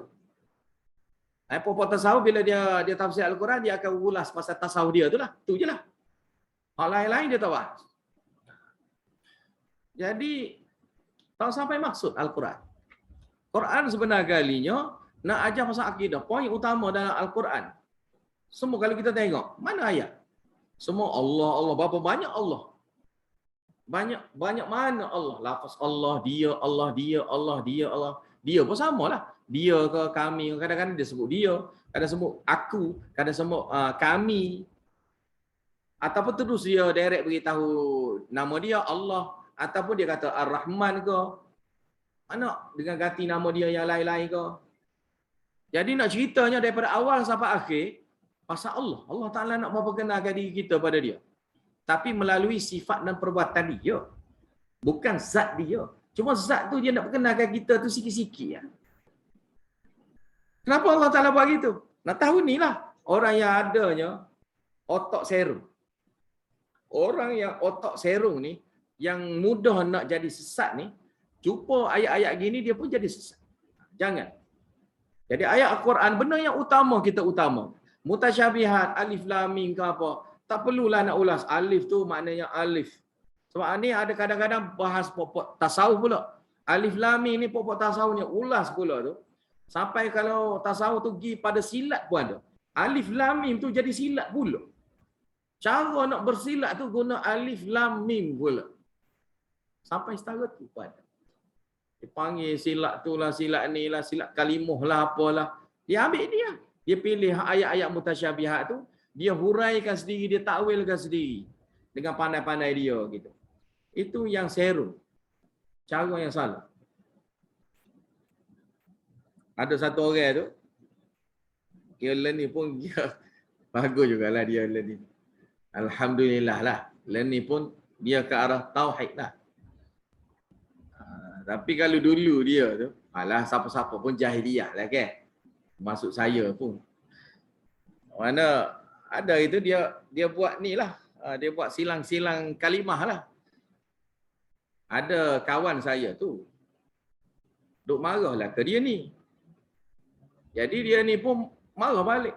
Cabar dia. Mai kita bergocok. Mai kita bergocok. Jadi dia nak buat, nak tunjuklah silat dia tu. Kawan saya ni jenis belajar silat lah, habis silat. Main belakang, kungfu ke apa pun dia belajar belakang dengan orang. Jadi orang ni, dia, dah orang cabar dia pun on je lah. On tu, kawan ni, dia buka tapak silat dia tu. Dia buka tapak silat dia tu dengan cara syirik lah. Dia guna kalimah. Dia guna kalimah. Dan yang ni lah, Allah di depan, apa itulah, malaikat duduk belakang kau gana kau gitu. Abu Bakar di kanan, Umar di kiri, gitulah, ayat-ayat jenis gitulah. Dia pun buka, dia pun adjust, dia buat garis. Mana kalau orang itu masuk, kena. Kawan saya masuk. Kawan saya tu masuk. Dia kata nak sangat. Kawan saya pun masuk. Masuk kawan saya pun tumbuk dia kena atas dahi. Kena sini, bekak. Maka semua orang pun kata, tak jadi juga. Silat dia tak jadi. Sekat pun tak jadi, masuk juga. Masuk juga penumbuk. Tapi alhamdulillah orang ni pun jadi sunnah. Nama tak boleh sebutlah. Sebab kawan kan. Jadi dia jadi sunnah. Alhamdulillah. Saya dengar pun terkejut Tapi kalau dulu tu gitulah dia. Dulu tu gitu. Dengan syarat apa dengan silat kalimah lah apalah gitu. Syirik lah, betul syirik. Allah depan malaikat ni Abu Bakar lah, Umar lah jaga dia, jaga garisan. Mana dia buat garisan tak boleh masuk. Kalau masuk akan kenalah. Akan kena penampar ke apalah. Tu. Dia buat garisan tu, kemudian dia pun kena. Allah Taala nak tunjuk. Wa ma ya'lamu ta'wilahu illallah warasikhuna fil ilm. Orang yang benar-benarnya mengetahui ilmu. Orang yang pandai ilmu sungguhnya macam mana? Yaquluna amanna bihi. Kami beriman dengan Al-Quran. Kullun min 'indi rabbina. Semua sekali itu mari daripada Rabb kami. Maknanya sini orang yang tidak mentakwilkan ayat-ayat mutasyabihat itulah yang paling alim. Kalau kita nak tengok di kalangan orang alim, yang paling alim adalah yang tidak mentakwilkan ayat-ayat mutasyabihat. So siapa yang mentakwilkan ayat mutasyabihat, itulah tanda dianya tak pandai. Tak pandai ilmu. Kalau dia takwil, itulah tanda dia tak pandai. Wa ma yadhakkaru illa ulul albab, dan tidak yang mengambil peringatan ini, boleh ambil peringatan Al-Quran ini illa ulul albab, melainkan orang yang berfikiran yang waras. Sebab orang yang berfikiran waras dia boleh sedar mana ayat Quran, mana hak jenis pendapat sangkaan. Dia boleh tahu ni pendapat sangkaan je. Setakat sangkaan tu siapa-siapa boleh sangka, kita boleh sangka sendiri. Kalau ada sandaran, maka itulah kuat. Sandaran nas, sandaran Al-Quran dan Sunnah yang itu. Habis itu, bila mari masalah-masalah yang berat, yang sampai gininya teruk, maka sini Allah Ta'ala ajarnya doa.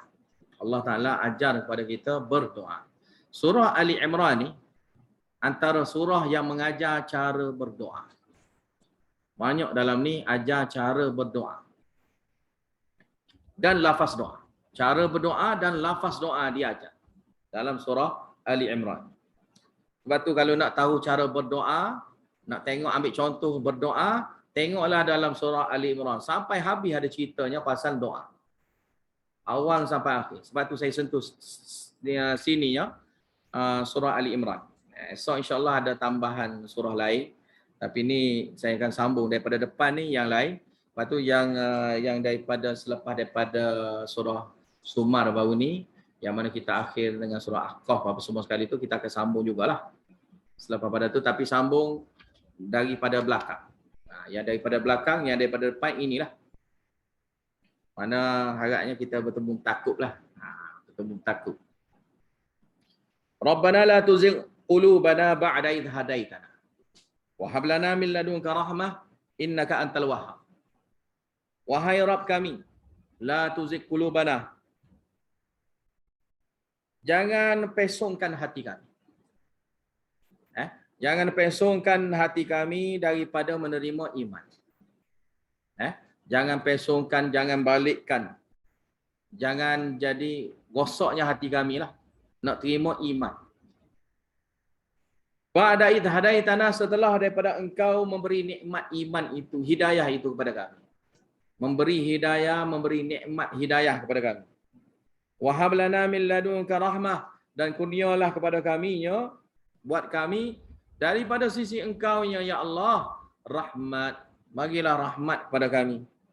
Innaka antal wahhab, sungguhnya engkaulah ya Allah sahaja yang boleh memberi, yang maha memberi. Rabbana, wahai Rabb kami, innaka jami'un nas, sungguhnya kamulah yang mengumpulkan manusia. Kamulah yang mengumpulkan manusia. Yakni kami bersaksi ya Allah. Kami bersaksi sesungguhnya engkaulah yang akan mengumpulkan manusia li yaumin, li situ dengan makna fi, pada hari la raiba fi, pada hari yang tidak ada ragu di dalamnya, yakni yaumal qiyamah, pada hari kiamat kelak. Innallaha la yukhliful mi'ad. Sini idkhal ilahi beritahunya, sungguhnya Allah Ta'ala la yukhliful mi'ad. La yukhliful mi'ad, Allah Ta'ala itu tidak akan memungkiri janji yang dia tetapkan.